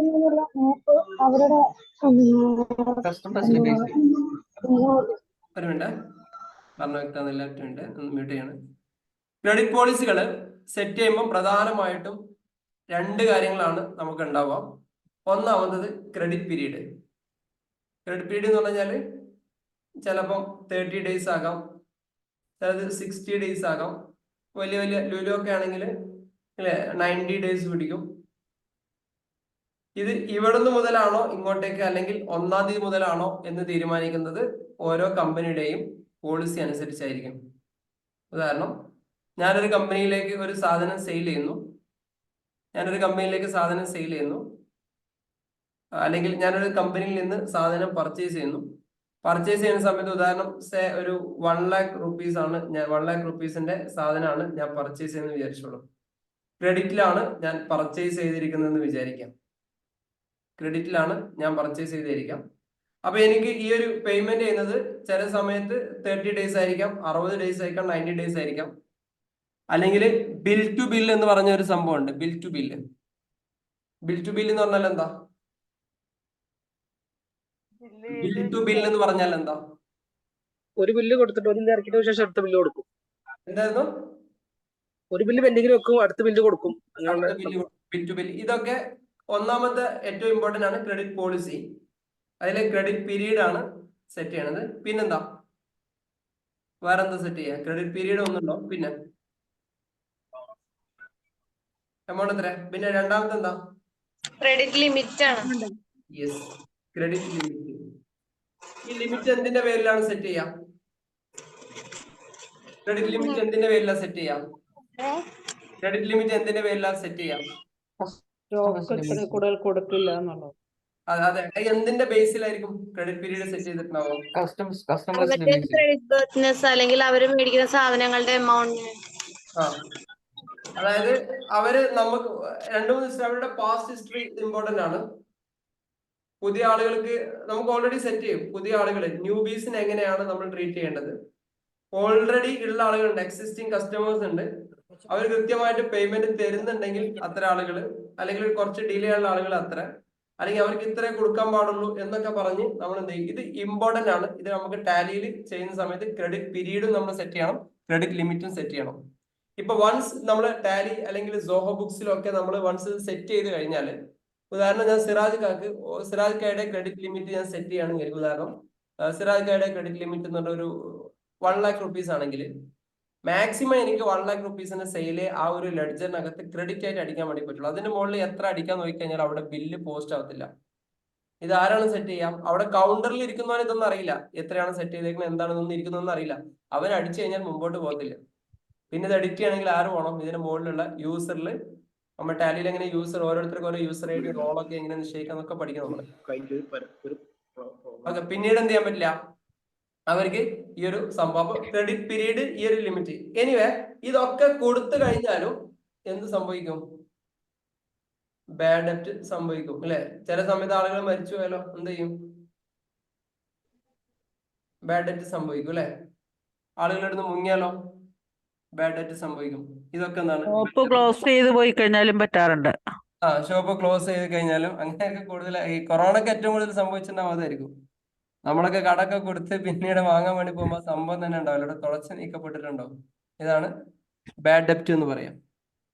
അപ്പൊ ഇങ്ങോട്ട് കിട്ടാനുണ്ടായിരുന്ന പണം ഭാഗികമായിട്ടോ മുഴുവനായിട്ടോ എഴുതി തള്ളുന്നതിനെയാണ് നമ്മൾ ബാഡ് ഡെപ്റ്റ് അല്ലെങ്കിൽ കിട്ടാക്കടം എന്ന് പറയുന്നത്. ഒരു ഡെപ്റ്ററിൽ നിന്ന് നമുക്ക് കിട്ടാനുള്ള പൈസ, കിട്ടാനുള്ള ആ ഒരു സംഭവം, പണം ഭാഗികമായിട്ടോ മുഴുവനായിട്ടോ എഴുതി തള്ളുന്ന ആ ഒരു പ്രോസസ്സിനെയാണ് നമ്മൾ ബാഡ് ഡെപ്റ്റ് എന്ന് പറയാം. ചെറിയൊരു എക്സാമ്പിൾ പറയാം. Sold goods to Arun ₹5,000. 5000 രൂപയുടെ ഒരു സാധനം ഞാൻ അരുണിന് എന്ത് ചെയ്തു? സെയിൽ ചെയ്തു. അപ്പൊ നമ്മൾ എങ്ങനെയാ ഇതിന്റെ സെയിൽസ്, ഇതിന്റെ ജേർണൽ എൻട്രി എങ്ങനെ ചെയ്താ നമ്മള്? ഇതിന്റെ ജേർണൽ എൻട്രി എങ്ങനെ ചെയ്താ? Anil account debtor to sales അല്ലേ, ഇങ്ങനെ ചെയ്തു അല്ലേ? Arun account debtor to sales എന്ന് പറഞ്ഞിട്ട് 5,000 എന്ന് പറഞ്ഞിട്ട് നമ്മൾ എഴുതും അല്ലേ? ഇങ്ങനെയാണ് ഇതിന്റെ ജേർണൽ എൻട്രി ചെയ്താ. ഇനി റഹ്മാന് ഇങ്ങോട്ടേക്ക് 5000 രൂപ കിട്ടാണ്ടല്ലോ. ഇതില് 1000 രൂപ അവനോട് വേണ്ട എന്ന് പറയണം, അല്ലെങ്കിൽ നമ്മൾ എഴുതി തരണം, അല്ലെങ്കിൽ 1000 രൂപ അവനക്ക് ചെയ്യാൻ കഴിയാത്ത ഒരു അവസ്ഥ വരികയാണെങ്കിൽ അപ്പൊ നമ്മൾ ഒരു ജേർണൽ എൻട്രി ചെയ്തു. നേരെ ബാഡ് ഡെപ്റ്റ് അക്കൗണ്ട് ടു അരുൺ എന്ന് പറഞ്ഞ് 1000 rupees ചെയ്യും. ഇങ്ങനെ ഒരു എമൗണ്ട് ചെയ്യും. അതായത് ഫുൾ അല്ല, അതൊരു പാർഷ്യൽ ബാഡ് ഡെപ്റ്റ് ആണ്, പകുതി എഴുതി തള്ളുന്ന ഒരവസ്ഥ. ഫുള്ളായിട്ട് എഴുതി തള്ളാണെങ്കിൽ നേരെ ബാഡ് ഡെപ്റ്റ് അക്കൗണ്ട് ഇട്ടിട്ട് ഇവിടെ 5 ആക്കിയാൽ മതി. അപ്പോൾ ഇത്രയേ ഉള്ളൂ ചുരുക്കി പറഞ്ഞ ബാഡ് ഡെപ്റ്റ് എന്ന് പറഞ്ഞാൽ ഇങ്ങോട്ട് കിട്ടാനുള്ള പൈസ പകുതിയോ മുഴുവനോ എഴുതി തള്ളുന്ന അവസ്ഥയാണ് നമ്മൾ ബാഡ് ഡെപ്റ്റ് എന്ന് പറയാം. ഇങ്ങനെ ഒരു ബാഡ് ഡെപ്റ്റ് സംഭവിക്കുകയാണെങ്കിൽ, ബാഡ് ഡെപ്റ്റ് എന്ന് പറഞ്ഞാൽ കമ്പനിയെ സംബന്ധിച്ചിടത്തോളം അതൊരു എക്സ്പെൻസ് ആണ്. കാരണം നമുക്ക് നഷ്ടമാണ്, എഴുതി പോകുന്ന ഒരു സംഭവമാണ്. അപ്പൊ സ്വാഭാവികമായിട്ടും ഇത് പ്രോഫിറ്റ് ആൻഡ് ലോസ് അക്കൗണ്ടിൽ എങ്ങനെ കാണിക്കാം? പ്രോഫിറ്റ് ആൻഡ് ലോസ് അക്കൗണ്ടിൽ ഇൻഡയറക്റ്റ് എക്സ്പെൻസ് ആയിട്ട് കാണിക്കും. അവിടെ എന്ത് ചെയ്യും നമ്മള്? ബാഡ് ഡെപ്റ്റ് എന്ന് പറഞ്ഞ് നേരത്തെ പറഞ്ഞ എമൗണ്ട് ആണെങ്കിൽ 1000 എന്ന് എഴുതി ഇൻഡയറക്റ്റ് എക്സ്പെൻസിനോട് പ്രോഫിറ്റ് ആൻഡ് ലോസ് അക്കൗണ്ടിൽ നമ്മൾ ഇതിനെ ഇങ്ങനെ ട്രീറ്റ് ചെയ്യും. ബാലൻസ് ഷീറ്റിൽ എന്താ ചെയ്യാം? ബാലൻസ് ഷീറ്റ് ഓൾറെഡി അരുൺ നമുക്ക് 5000 രൂപ തരാനുണ്ട് അല്ലെ? ഇതിൽ നിന്ന് ഈ നമ്മൾ ഒഴിവാക്കിയ ബാഡ് ഡെപ്റ്റ് എന്ത് ചെയ്യും? കുറച്ചിട്ട് ബാക്കി അയാൾ 4000 തരാനുള്ളൂ എന്ന് നോക്കും. ഇതാണ് ബാലൻസ് ഷീറ്റിലെ ഇതിന്റെ. മനസ്സിലായില്ലേ? കൺഫ്യൂഷൻ ഉണ്ടോ ആൾക്കാരെങ്കിലും? പഴയ ആളുകൾക്ക് ആർക്കെങ്കിലും? തിരിയാത്ത ആളുകൾ ആരെങ്കിലും ഉണ്ടോ? ബാഡ് ഡെപ്റ്റ് എന്ന് പറഞ്ഞു കഴിഞ്ഞാൽ നമുക്ക് ഉദാഹരണം, ഞാൻ ഷീജ മാഡത്തിന്റെ കയ്യിൽ നിന്ന് സാധനം പർച്ചേസ് ചെയ്തു. ഷീജ മാഡം 5000 രൂപയുടെ സാധനമാണ് പർച്ചേസ് ചെയ്തത്. മാഡം 4000 എനിക്ക് തരുള്ളൂ, 1000 ഒഴിവാക്കി, അല്ലെങ്കിൽ 1000 തരാൻ കഴിയാത്തൊരു സാഹചര്യമാണെന്ന് വെച്ചോളൂ. ആ എമൗണ്ടിനെയാണ് നമ്മൾ ബാഡ് ഡെപ്റ്റ് എന്ന് പറയാം. ആ ബാഡ് ഡെപ്റ്റ് അയാൾ തരാനുള്ള എമൗണ്ട് ഒന്ന് കുറക്കണം, നമ്മളെ ചെലവായിട്ട് നമ്മൾ കൂട്ടുകയും വേണം. ഇതിനെയാണ് നമ്മൾ ബാഡ് ഡെപ്റ്റ് എന്ന് പറയാം. ക്ലിയർ ആയില്ലേ? ഓക്കെ അല്ലേ? സെറ്റ് അല്ലേ? ഓക്കെ. ഇതിന്റെ കൂട്ടത്തില് അടുത്തൊരു ഡെപ്റ്റ് ഉണ്ട്, ഫർദർ ബാഡ് ഡെപ്റ്റ് എന്ന് പറയും ഇതിന്. ഫർദർ ബാഡ് ഡെപ്റ്റ് ഒരിക്കൽ എഴുതി തള്ളിയ കടം ഉണ്ടാവും അല്ലെ? ഒരിക്കൽ ഓൾറെഡി അരുണിന്റെ അടുത്ത് നമ്മൾ ഓൾറെഡി 1000 രൂപ എഴുതി തള്ളിയാണ്. പിന്നീടും എഴുതി തള്ളുന്നതിനെയാണ് നമ്മൾ ഫർദർ ബാഡ് ഡെപ്റ്റ്. ഫർദർ പിന്നീട് എന്ത് ചെയ്യാം? ഒരു സംഭവം എഴുതി തള്ളുക. ഇതിനെയാണ് നമ്മൾ ഫർദർ ബാഡ് ഡെപ്റ്റ് എന്ന് പറയാം. അപ്പൊ നേരത്തെ ഇതേപോലെ തന്നെ എടുത്തോളി. അരുൺ നമ്മൾ സെയിൽ ചെയ്തല്ലേ? Sold goods to Arun 5000. 5000 രൂപ അരുൺ നമ്മൾ സെയിൽ ചെയ്തു. അപ്പൊ നേരത്തെ സെയിൽ ചെയ്യുന്ന സമയത്ത് Arun account debtor to sales എന്ന് പറഞ്ഞു 5000 രൂപ ഇട്ടു. പിന്നെ നമ്മൾ ഓൾറെഡി ഒരു ബാഡ് ഡെപ്റ്റ് അഡ്ജസ്റ്റ് ചെയ്തു. ബാഡ് ഡെപ്റ്റ് അക്കൗണ്ട് ഡെപ്റ്റർ ടു അരുൺ എന്നിട്ട് 1000 ഇട്ടു. ഇനി പുള്ളിയുടെ കയ്യിൽ 4000 രൂപ ഉള്ളു. ഇതിൽ നിന്ന് 1000 കൂടി അഡ്ജസ്റ്റ് ചെയ്യുന്നതിനെയാണ് നമ്മൾ ഫർദർ ബാഡ് ഡെപ്റ്റ് എന്ന് പറയും. അപ്പൊ നമ്മൾ ഇതിനെങ്ങനെ എഴുതും? ഫർദർ ബാഡ് ഡെപ്റ്റ് 1000 ടു അരുൺ എന്ന് എഴുതും. ഫർദർ ബാഡ് ഡെപ്റ്റ് അക്കൗണ്ട് ഡെപ്റ്റ് ടു അരുൺ എന്ന് എന്ത് ചെയ്യും? ഇത് അതായത് അഡീഷണലി അടുത്ത ഒരു സംഭവം കൂടി എന്ത് ചെയ്യാണ്? ഇതിൽ ഡെപ്റ്റ് ആയിക്കൊണ്ടിരിക്കുകയാണ്. ഇതും നേരത്തെ സംഭവിച്ച അതേ ട്രീറ്റ്മെന്റ് ആണ് സംഭവിക്കുക. അതായത് കമ്പനിയെ സംബന്ധിച്ചിടത്തോളം ഈ ഒരു എമൗണ്ട് എന്ന് പറയുന്നത് കമ്പനിക്ക് നഷ്ടം തന്നെയാണ്. കമ്പനിയെ സംബന്ധിച്ചിടത്തോളം ഈ ഒരു എമൗണ്ട് കമ്പനിക്ക് നഷ്ടമാണ്. അതായത് നേരത്തെ ബാഡ് ഡെപ്റ്റ് സംഭവിച്ച അതേപോലെ ഫർദർ ബാഡ് ഡെപ്റ്റ് എന്ന് പറഞ്ഞ ഈ ഒരു എമൗണ്ട് നമുക്ക് നഷ്ടമാണ്. പിന്നീട് എന്ത് ചെയ്യണം? ഓൾറെഡി നമുക്ക് കിട്ടാനുള്ള അരുണിന്റെ കയ്യിൽ നിന്ന് ഇല്ലേ 4000 കിട്ടാനുള്ളൂ. ഇതിന് എന്ത് ചെയ്യണം? 1000 രൂപ കുറച്ച് ഇനി 3000 ഉള്ളൂ എന്നുള്ളത് എന്ത് ചെയ്യണം? നമ്മൾ ട്രീറ്റ് ചെയ്യുകയും വേണം. എൻട്രി പാസിംഗ് സമയത്ത് ഫർദർ ബാഡ് ഡെപ്റ്റ് തന്നെ കൊടുക്കണം നിർബന്ധമുണ്ടോ? ഫർദർ ബാഡ് ഡെപ്റ്റ് അങ്ങനെയാണ് കൊടുക്കുക. ഇനി അല്ലെങ്കിൽ ബാഡ് ഡെപ്റ്റ് എന്ന് കൊടുത്ത് ആഡ് ചെയ്ത് പോകുന്നതിനും കുഴപ്പമൊന്നുമില്ല. എങ്ങനെയായാലും സെയിം ട്രീറ്റ്മെന്റ് തന്നെയാണ് സംഭവിക്കുക. പക്ഷെ നമ്മൾ രണ്ടാമതും കൊടുത്തതാണ് എന്ന് ട്രീറ്റ് ചെയ്യാൻ വേണ്ടിയിട്ടാണ് ഫർദർ ബാഡ് ഡെപ്റ്റ് എന്ന് കൊടുക്കുന്നത്. കാരണം രണ്ടാമത് നമുക്ക് അഡീഷണൽ പിന്നെ എത്ര കൊടുക്കും? നമ്മൾ ശരിക്കും നമ്മുടെ റിപ്പോർട്ട് നമ്മൾ നോക്കുന്ന സമയത്ത് ഇത് എപ്പോഴാണ് സംഭവിക്കുക വെച്ച് കഴിഞ്ഞാൽ ചില ആളുകൾ കസ്റ്റമേഴ്സിന് ഫേവർ ആയിട്ട് നിൽക്കും നമ്മുടെ സ്ഥാപനത്തിൽ. ഹലോ, അപ്പൊ അവർക്ക് വേണ്ടി എന്ത് ചെയ്യും? കുഴപ്പമില്ല സാറില്ല, അവർക്ക് ചിലപ്പോൾ കുടുംബക്കാരായിരിക്കും, ഇങ്ങനെ എഴുതി തള്ളിക്കൊണ്ട് അവരെ എമൗണ്ടുകൾ ഇങ്ങനെ എഴുതി തള്ളിക്കൊണ്ടിരിക്കും. അപ്പൊ ഓരോ ലെഡ്ജറുകളും നമുക്ക് സെപ്പറേറ്റ് വ്യക്തമായിട്ട് കിട്ടാൻ വേണ്ടിയിട്ടും ആണ് നമ്മൾ എന്ത് ചെയ്യണത്? ബാഡ് ഡെപ്റ്റ്. പിന്നീട് നമുക്ക് പ്രോഫിറ്റ് ആൻഡ് ലോസ് ഒക്കെ നമ്മുടെ കമ്പനിയുടെ പ്രോഫിറ്റുകൾ എടുക്കുമ്പോൾ സ്ഥിരമായിട്ട് നമുക്ക് നഷ്ടങ്ങൾ എങ്ങനെയാണ് സംഭവിക്കുന്നത്, ഓരോന്നും ഏതൊക്കെ കാറ്റഗറിയിൽ നിന്നാണ് സംഭവിക്കുക എന്നുള്ളത് നമുക്ക് കൃത്യമായിട്ടും മനസ്സിലാക്കാൻ വേണ്ടിയാണ്. ഇപ്പൊ സോഹോ ബുക്സ് പോലെയുള്ള സോഫ്റ്റ്വെയർ ആണെങ്കിൽ അതിൽ ശരിക്കും യഥാർത്ഥത്തിൽ ഓരോന്നും കാണാൻ വേണ്ടി പ്രൊജക്റ്റുകൾ പ്രിപ്പയർ ചെയ്യും. ഓരോ പ്രൊജക്റ്റിൽ എത്ര എക്സ്പെൻസുകൾ നടക്കും, എത്ര ഇൻകം നടക്കും, അതിന്റെ ബാലൻസ് എത്ര എന്നുള്ളത് സെപ്പറേറ്റ് കാണാൻ വേണ്ടി പറ്റും. ടാലിയിൽ ഒന്നും കൂടി ഇതിന് അഡ്വാൻസ് ഫീച്ചർ ആയിട്ട് കോസ്റ്റ് സെന്റർ, കോസ്റ്റ് കാറ്റഗറി എന്നൊക്കെ പറഞ്ഞിട്ട് ഒരുപാട് സംഭവങ്ങളുണ്ട്. കോസ്റ്റിംഗ് പഠിക്കുന്ന സമയത്ത് കൃത്യമായിട്ട് പഠിക്കും. ഓക്കെ, അപ്പൊ ഇതാണ് ഫർദർ ബാഡ് ഡെപ്റ്റ് എന്ന് പറയാം. ക്ലിയർ ആയെന്ന് വിചാരിക്കുകയാണ്. ബാഡ് ഡെപ്റ്റ് എന്ന് പറയുമ്പോൾ ഡെപ്റ്റേഴ്സ് ഉണ്ടാകുമ്പോഴാണ് ബാഡ് ഡെപ്റ്റ് ഉണ്ടാകുന്നത്. ഭാഗികമായിട്ടോ പൂർണ്ണമായിട്ടോ എഴുതി ഒഴിവാക്കുന്നതിനെയാണ് നമ്മൾ ബാഡ് ഡെപ്റ്റ് എന്ന് പറയാം. ബാഡ് ഡെപ്റ്റ് എന്ന കമ്പനിയെ സംബന്ധിച്ചിടത്തോളം അതൊരു എക്സ്പെൻസ് ആണ്. ഓൾറെഡി കിട്ടാനുള്ള പൈസ അത് കുറഞ്ഞു പോവുകയും ചെയ്യും. രണ്ടാമത്തത് ഫർദർ ബാഡ് ഡെപ്റ്റ് എന്ന് പറഞ്ഞാൽ വീണ്ടും നമുക്ക് കമ്പനി ലോസിലേക്ക് കൊണ്ടുപോകുന്ന സാധനമാണ്. വീണ്ടും എക്സ്പെൻസ് ആയിട്ട് ട്രീറ്റ് ചെയ്യും. കിട്ടാനുള്ള എമൗണ്ടിൽ നിന്ന് എന്ത് ചെയ്യും? ഈ സംഭവം കുറഞ്ഞു പോവുകയും ചെയ്യും. ഇതാണ് ഫർദർ ബാഡ് ഡെപ്റ്റ് എന്ന് പറയുന്നത്. സർ, ബാലൻസ് ഷീറ്റില് നമ്മളെ ഡെറ്റേഴ്സിന്റെ അണ്ടറിലാണോ ബാഡ് ഡെറ്റ്സ് നേരത്തെ ചെയ്യുന്നത്? അതെ, നമ്മള് ഇപ്പൊ ഇത് ബാലൻസ് ഷീറ്റ് ആണെങ്കിൽ ഈ ഭാഗത്ത് നമ്മൾ ഡെപ്റ്റേഴ്സ് ഉണ്ടാവില്ലേ? ഓക്കെ, ഡെപ്റ്റേഴ്സിന് ഇവിടെ ഒരു ഫിഗർ ഉണ്ട്. ഓക്കെ, ഡെപ്റ്റേഴ്സിന് ഇവിടെ ഒരു ഫിഗർ ഉണ്ട്. ഇതിൽ നമ്മൾ ബാഡ് ഡെപ്റ്റ് കുറക്കും. ഓക്കെ, ഇതായിരിക്കും ഇതിന്റെ ഫിഗർ വരുന്നത്. അഡീഷണൽ ഉണ്ടെങ്കിൽ വീണ്ടും അഡീഷണൽ ബാഡ് ഡെപ്റ്റ് എടുത്തിട്ട് ഇത് കുറച്ചിട്ട് ഇതായിരിക്കും ഇതിന്റെ ഫിഗർ ആയിട്ട് വരിക. എന്തായിരുന്നു? ടാലിയിലാണെങ്കിൽ ജേർണൽ എൻട്രി പാസ് ചെയ്താൽ മതിയോ? ടാലിയിൽ അഡ്ജസ്റ്റ്മെന്റ്സുകൾ മുഴുവൻ ജേർണൽ എൻട്രിയിലാണ് പാസ് ചെയ്യാം. ഈ ജേർണൽ എൻട്രി ഇതേപോലെയാണ് വരിക. ആദ്യത്തെ ജേർണൽ എൻട്രി ഇതുപോലെ വരും. ബാഡ് ഡെപ്റ്റ് അക്കൗണ്ട് ഡെപ്റ്റർ ടു അരുൺ. നേരത്തെ നമ്മൾ അരുണിന്റെ കേസാണ് പറയുന്നത്, അരുൺ എന്ന് വരും. ഇത് ഒന്നാമത്തത്. അടുത്ത രണ്ടാമത്തത് ഫർദർ ബാഡ് ഡെപ്റ്റ് അക്കൗണ്ട് ഡെപ്റ്റർ ടു അരുൺ എന്നുള്ള വരും. അപ്പൊ ആ സമയത്ത് അരുണിന്റെ 5000 എന്ത് ചെയ്യും? ആദ്യത്തെ എൻട്രി ചെയ്യുന്ന സമയത്ത് 4000 ആയിട്ട് മാറും. രണ്ടാമത്തെ എൻട്രി ചെയ്യുമ്പോൾ 3000 ആയിട്ട് മാറും. അപ്പൊ 3000 എമൗണ്ട് മാത്രമേ അവരുടെ നിന്ന് കിട്ടാനുണ്ടായി കാണിക്കത്തുള്ളൂ. ടാലിയിൽ അടിക്കുമ്പോൾ നമ്മൾ ഫർദർ ബാഡ് ഡെറ്റ് അക്കൗണ്ട് മനസ്സിലായില്ല, ചോദിച്ചോളൂ. ബാഡ് ഡെറ്റ് ടാലിയിൽ നമ്മൾ അടിക്കുമ്പം bad debt account debtor to Arun എന്ന് പറഞ്ഞിട്ട് 3000 ആണ് എമൗണ്ട് എഴുതേണ്ടത്. അല്ല, സോറി, 4000 ആണ് എമൗണ്ട് എഴുതേണ്ടത്. ആദ്യം നമ്മൾ സെയിൽ അടിക്കുന്ന സമയത്ത് മൊത്തം എമൗണ്ട് എഴുതൂലേ? എങ്ങനെ ഉണ്ടാവുക? സെയിൽ അടിക്കുന്ന സമയത്ത് എങ്ങനെ ഉണ്ടാവുക? Arun account debtor to sales എന്ന് എഴുതും. Arun account debtor to sales അല്ലേ? അപ്പൊ ഇവിടെ ഒരു അരുണിന്റെ ലെഡ്ജർ ആണെന്ന് വിചാരിച്ചോളൂ. നമുക്ക് അരുണിന്റെ ലെഡ്ജർ ആണെന്ന് വിചാരിച്ചോളൂ. അരുണ് എന്താണ്? അരുണിന്റെ ഏത് ഭാഗത്താണ് വരിക എമൗണ്ട്? 5000. അരുണിന്റെ ഡെബിറ്റ് സൈഡില് ടു സെയിൽസ്. അരുണിന്റെ ഡെബിറ്റ് സൈഡിൽ എത്ര വരും?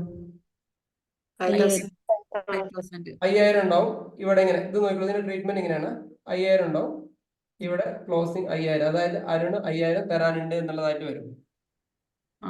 ഓക്കെ, വീണ്ടും നമ്മള് ഇത് അരുണിന്റെ ഒരു ലെഡ്ജർ ആയിട്ട് കിടക്കുകയാണ്. അപ്പൊ ഇനി അരുണ് നോക്കുന്ന സമയത്ത് അരുണ് ഇനി 5000 രൂപ തരാനുണ്ടാവും. അടുത്ത ഒരു ജേർണൽ എൻട്രി, രണ്ടാമത്തെ ജേർണൽ എൻട്രി ഒരു 1000 രൂപ നമ്മൾ ഡിസ്കൗണ്ട് ചെയ്ത് കൊടുക്കുകയാണ്. ബാഡ് ഡെപ്റ്റ് അക്കൗണ്ട് ഡെപ്റ്റർ ടു അരുണ്. അപ്പൊ അരുണിന്റെ ക്രെഡിറ്റ് സൈഡിൽ നമ്മൾ എന്താ ചെയ്താ? ബാഡ് ഡെപ്റ്റ് എന്ന് പറഞ്ഞിട്ട് ഒരു 1000 കൂടി എഴുതും. എന്നിട്ട് ഇതിനെ ട്രാക്ക് ചെയ്യുമ്പോൾ 5000 ഉണ്ടാവും. ഇവിടെ 5000 ഇവിടെ ഉണ്ടാവും. ബാക്കി 4000 ആയിരിക്കും. ഓക്കെ, ഇവിടെ 4000 വരും. വീണ്ടും ഇത് കുറഞ്ഞ് ഇതേപോലെ ഫർദർ ബാഡ് ഡെപ്റ്റ് ഇവിടെ വീണ്ടും കയറും. മൂന്നാമത്തെ ജേണൽ എൻട്രി ഫർദർ ബാഡ് ഡെപ്റ്റ് അക്കൗണ്ട് ടു അരുൺ എന്ന് പറയും. അപ്പം ഈ 4000 എന്ത് ചെയ്യും? ഇവിടെ 3000 രൂപയായിട്ട് വരും ക്ലോസ്. അപ്പൊ ഇനി അരുണിന്റെ അടുത്ത് നമുക്ക് എന്തേ കിട്ടുള്ളൂ? 3000 രൂപയെ കിട്ടുള്ളൂ. ഇതേപോലെ ബാഡ് ഡെപ്റ്റിന്റെ ലെഡ്ജറും സംഭവിക്കുന്നുണ്ടോ? ഫർദർ ബാഡ് ഡെപ്റ്റിന്റെ ലെഡ്ജറും സംഭവിക്കുന്നുണ്ടോ?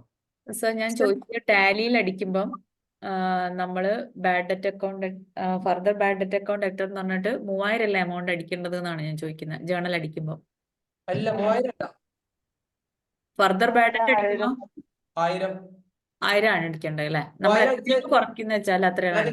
അതെ, ഞാൻ അതുകൊണ്ടാണ് ഞാൻ ഇങ്ങനെ വരച്ചത്. ഇവിടെ ഞാൻ ഇത് കാണിക്കാനുള്ള കാരണം എന്താ? ഇവിടെ നമ്മള് ഒറ്റയടിക്ക് ഇവിടെ 3000 കൊണ്ടടിച്ചു കഴിഞ്ഞാൽ പിന്നെ ഇയാൾക്ക് ബാലൻസ് ഒന്നും ഉണ്ടാവില്ല. Okay okay. അതാണ് ഓക്കെ ഓക്കെ. ലിമിറ്റ് ഉണ്ടോ? രണ്ടാമത് വന്ന ആണ്, അതുകൊണ്ടാണ് അത് പ്രത്യേകം പറയുന്നത്. ക്ലിയർ ആയില്ല സർ എമൗണ്ട് ലിമിറ്റ് ഉണ്ടോ? എന്തിന്? ഈ ബാഡ് ഡെപ്റ്റിന് ഇത്ര എമൗണ്ട് അടിക്കാൻ പറ്റുള്ളൂ എന്നുള്ള കമ്പനി പോളിസി, കമ്പനിയുടെ പോളിസി എന്താണോ അതുപോലെ ഇരിക്കും. ഓക്കെ. പരമാവധി ഈ സംഭവത്തിൽ നല്ല ഓഡിറ്റിംഗ് സമയത്ത് നല്ലോണം ചെക്ക് ചെയ്യും സാധനം, ബാഡ് ഡെപ്റ്റുകൾ എടുക്കുന്ന സമയത്ത്. അപ്പോൾ ഇത് അക്കൗണ്ട്സ് ഒറ്റയ്ക്ക് ചെയ്യുന്ന കാര്യങ്ങളല്ല, കൂട്ടമായിട്ട് എടുത്ത് ഇയർ എൻഡിൽ നമ്മൾ സ്റ്റോക്ക് ഒക്കെ എടുത്ത് നമ്മളെ മൊത്തം കണക്കൂട്ടുന്ന സമയത്ത് ഇക്വിറ്റി ഓണേഴ്സിന്റെ എല്ലാവരോടും ഡിസ്കസ് ചെയ്ത് ചെയ്യുന്ന കാര്യങ്ങളാണ്. ഓക്കെ, ഇത് ഓണേഴ്സ് ആയിട്ട് ഡിസ്കസ് ചെയ്യാതെ ചെയ്യാൻ പറ്റുന്ന കാര്യങ്ങൾ ഇത് മാത്രമാണ്. നമ്മളെ ഡിപ്രീസിയേഷൻ മാത്രമാണ്. ഡിപ്രീസിയേഷൻ ഇൻകം ടാക്സിന്റെ നിയമപ്രകാരം കുറച്ച് 100% അടിക്കേണ്ട കേസുകളുണ്ട്. അതിൽ തന്നെ 50% അടിക്കുന്ന കേസുകളുണ്ട്. അത് നമ്മൾ പറയും. സെറ്റ് ആയില്ലേ? ഇനി ബാഡ് ഡെപ്റ്റും ഫർദർ ബാഡ് ഡെപ്റ്റും മനസ്സിലായെന്ന് വിചാരിക്കുകയാണ്. ഇനി അടുത്തത് പ്രൊവിഷൻ ഫോർ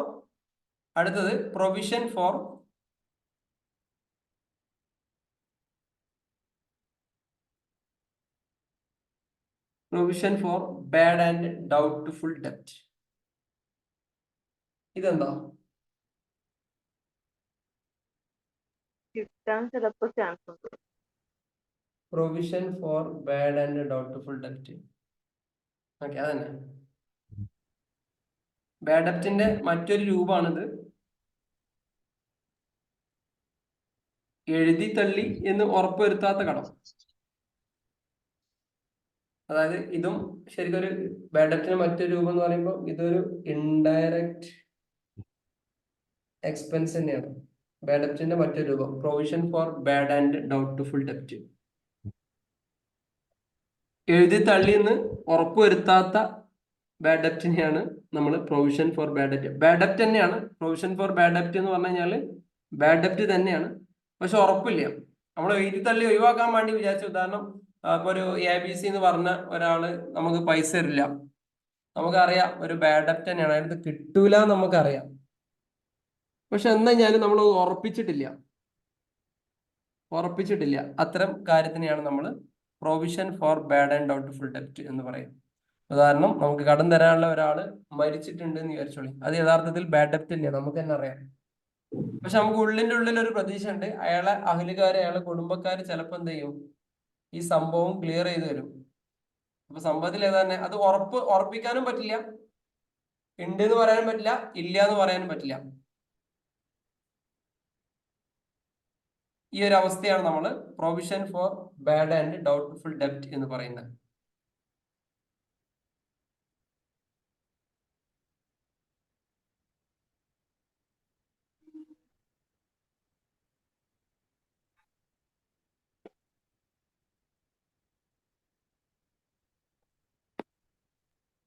ഹലോ, സ്ക്രീൻ കാണുന്നതിന്റെ പ്രശ്നമുണ്ടോ? സ്ക്രീൻ കാണുന്നില്ലല്ലോ, എന്റെ അടുത്ത് എന്തോ ഒരു ഇഷ്യൂ ഉണ്ടല്ലോ. സൗണ്ട് ഒന്നും കേൾക്കുന്നില്ല. ഇപ്പോഴും കേൾക്കുന്നില്ല? കേൾക്കുന്നുണ്ടല്ലോ. 1 മിനിറ്റ്, എന്റെ അടുത്ത് എന്തോ ഒരു ഇഷ്യൂ ഉണ്ട്, ഒരു 1 മിനിറ്റ്. ചെറിയൊരു ഡിലേ ഉണ്ട്. 1 മിനിറ്റ്. സ്ക്രീനിൽ ടൈപ്പ് ചെയ്യുന്ന എന്ന് കാണുന്നുണ്ട്. അത് കാണാം, പക്ഷെ സാറിന്റെ വീഡിയോ സ്റ്റില്ലാണ് കാണിക്കുന്നത്. അവിടെ കാണിക്കുന്ന 1 മിനിറ്റ്. എന്തായാലും ഞാൻ ഇത് പറയാം, വീഡിയോയിൽ എന്തോ ഒരു ഇഷ്യൂ കാണിക്കുന്നുണ്ട് എന്ന് നോക്കാം. Provision for bad and doubtful ഡെപ്റ്റ് എന്ന് പറഞ്ഞു കഴിഞ്ഞാൽ നമ്മൾ അതിനെ ഇൻഡയറക്റ്റ് എക്സ്പെൻസ് ആയിട്ട് തന്നെയാണ് ട്രീറ്റ് ചെയ്യുന്നത്. ബാഡ് ഡെപ്റ്റിന്റെ രൂപമാണ്. കടം നമ്മൾ എഴുതി തള്ളി ഒഴിവാക്കാനുള്ള സംഭവമാണ്. മ്യൂട്ട് ചെയ്യണം, എനിക്ക് ഇവിടുന്ന് ആക്സസ് ചെയ്യാൻ പറ്റുന്നില്ല, നിങ്ങൾ എല്ലാവരും മ്യൂട്ട് ചെയ്യാം. ഓക്കെ.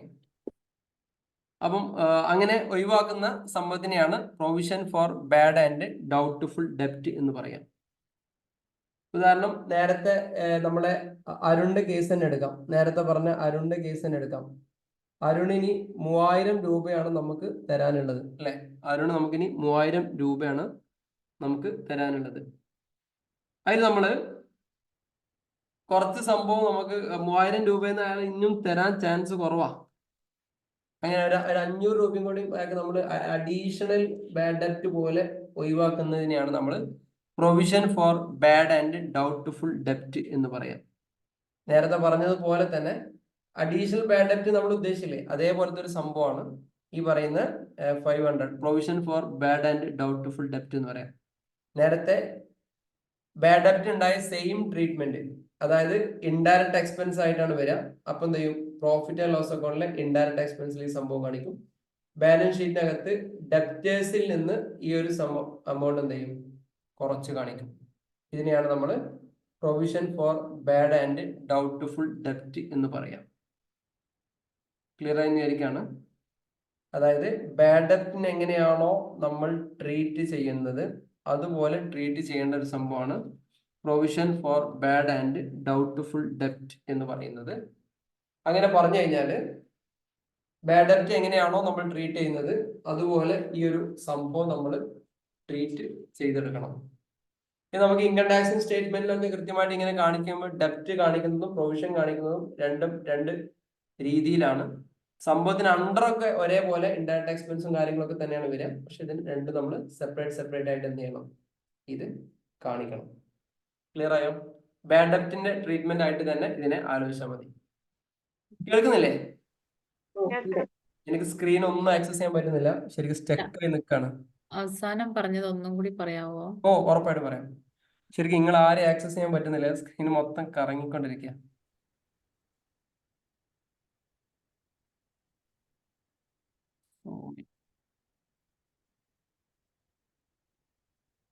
നിങ്ങൾക്ക് എന്നെ കാണാൻ പറ്റുന്നില്ലേ ഇപ്പൊ? ഇല്ല സർ. സ്റ്റില്ലാണ്, സ്റ്റിൽ ഫേസേ കാണുന്നുള്ളൂ. ഞാൻ അങ്ങനെ തന്നെ നിൽക്കുന്നതായിട്ടാ കാണുന്നത്. ഓക്കെ, എന്താണ് ഇഷ്യൂ അറിയില്ല. ഇനി ഇതിന്റെ റെക്കോർഡിങ്സ് വരെ കിട്ടുന്നില്ല, അവസാന നിമിഷമാണ് ഇത് ലാപ്സ് ആയത്. അപ്പൊ ഇപ്പൊ പറഞ്ഞത് provision for bad and doubtful ഡെപ്റ്റ്. ഇത് യഥാർത്ഥത്തിൽ ബാഡ് ഡെപ്റ്റ് തന്നെ ഒഴിവാക്കിയ സംഭവം തന്നെയാണ്. പറയാം. ഒഴിവാക്കിയ ബാഡ് ഡെപ്റ്റ് ആയിട്ട് തന്നെ ഇതിനെ കൂട്ടിക്കൊള്ളി, പക്ഷെ വേറൊരു ഹെഡായിട്ട് ഇതിനെ കാണിക്കാന്ന് മാത്രമേ ഉള്ളൂ. അപ്പൊ ഇൻകം ടാക്സ് മറ്റുള്ള കാര്യങ്ങൾക്കൊക്കെ ട്രീറ്റ് ചെയ്യാൻ വേണ്ടി വേറെ ഹെഡായിട്ട് കാണിക്കാന്നുള്ളത്. ബാഡ് ഡെപ്റ്റിന്റെ സ്വഭാവം എന്താണോ സെയിം സ്വഭാവമാണ് ഇതിൻ്റെത്. പ്രൊവിഷൻ ഫോർ ബാഡ് ഡെപ്റ്റ് ഡൗട്ട്ഫുൾ ഡെപ്റ്റ് എന്ന് പറഞ്ഞാൽ നേരത്തെ ബാഡ് ഡെപ്റ്റ് പോലെ തന്നെ ഇൻഡയറക്റ്റ് എക്സ്പെൻസ് ആണ്. ഓക്കെ, ഇൻഡയറക്റ്റ് എക്സ്പെൻസ് ആകുമ്പോൾ പ്രോഫിറ്റ് ആൻഡ് ലോസ് അക്കൗണ്ടിൽ സ്വാഭാവികമായിട്ടും ഇൻഡയറക്റ്റ് എക്സ്പെൻസിൽ നമ്മൾ ബാഡ് ഡെപ്റ്റ് ഒക്കെ കാണിക്കുന്നില്ല. ബാഡ് ഡെപ്റ്റ്, ഫർദർ ബാഡ് ഡെപ്റ്റ്, ഇവിടെ തന്നെയാണ് ഈ സംഭവം കാണിക്കുക. പ്രൊവിഷൻ ഫോർ ഡൗട്ട്ഫുൾ ഡെപ്റ്റ് എന്നുള്ളത് ഈ ഒരു ഫിഗേഴ്സ് ഇവിടെ തന്നെയാണ് നമ്മൾ കാണിക്കുക. ഓക്കെ, ഇതിൽ ബാലൻസ് ഷീറ്റിൽ ഇതെങ്ങനെയാണോ ട്രീറ്റ് ചെയ്യാം? സൺട്രി ഡെപ്റ്റേഴ്സ് ഉണ്ടാവും, ഓൾറെഡി സൺട്രി ഡെപ്റ്റേഴ്സ് ഉണ്ടാവും, കൊടുക്കാനുള്ള പൈസ ഉണ്ടാവും. അതിൽ നിന്ന് നമ്മൾ എന്ത് ചെയ്യും? ബാഡ് ഡെപ്റ്റ് കുറക്കും, ഫർദർ ബാഡ് ഡെപ്റ്റ് കൊടുക്കും. അവിടുന്ന് തന്നെ എന്ത് ചെയ്യും? Provision for bad and doubtful ഡെപ്റ്റ് എന്നുള്ള സംഭവം കുറക്കും. എന്നിട്ട് കഴിഞ്ഞിട്ടുള്ള ഫിഗേഴ്സ് ആയിരിക്കും ഇവിടെ വരിക. ക്ലിയർ ആയോ? ഓക്കെ ആണോ? Hello hello hello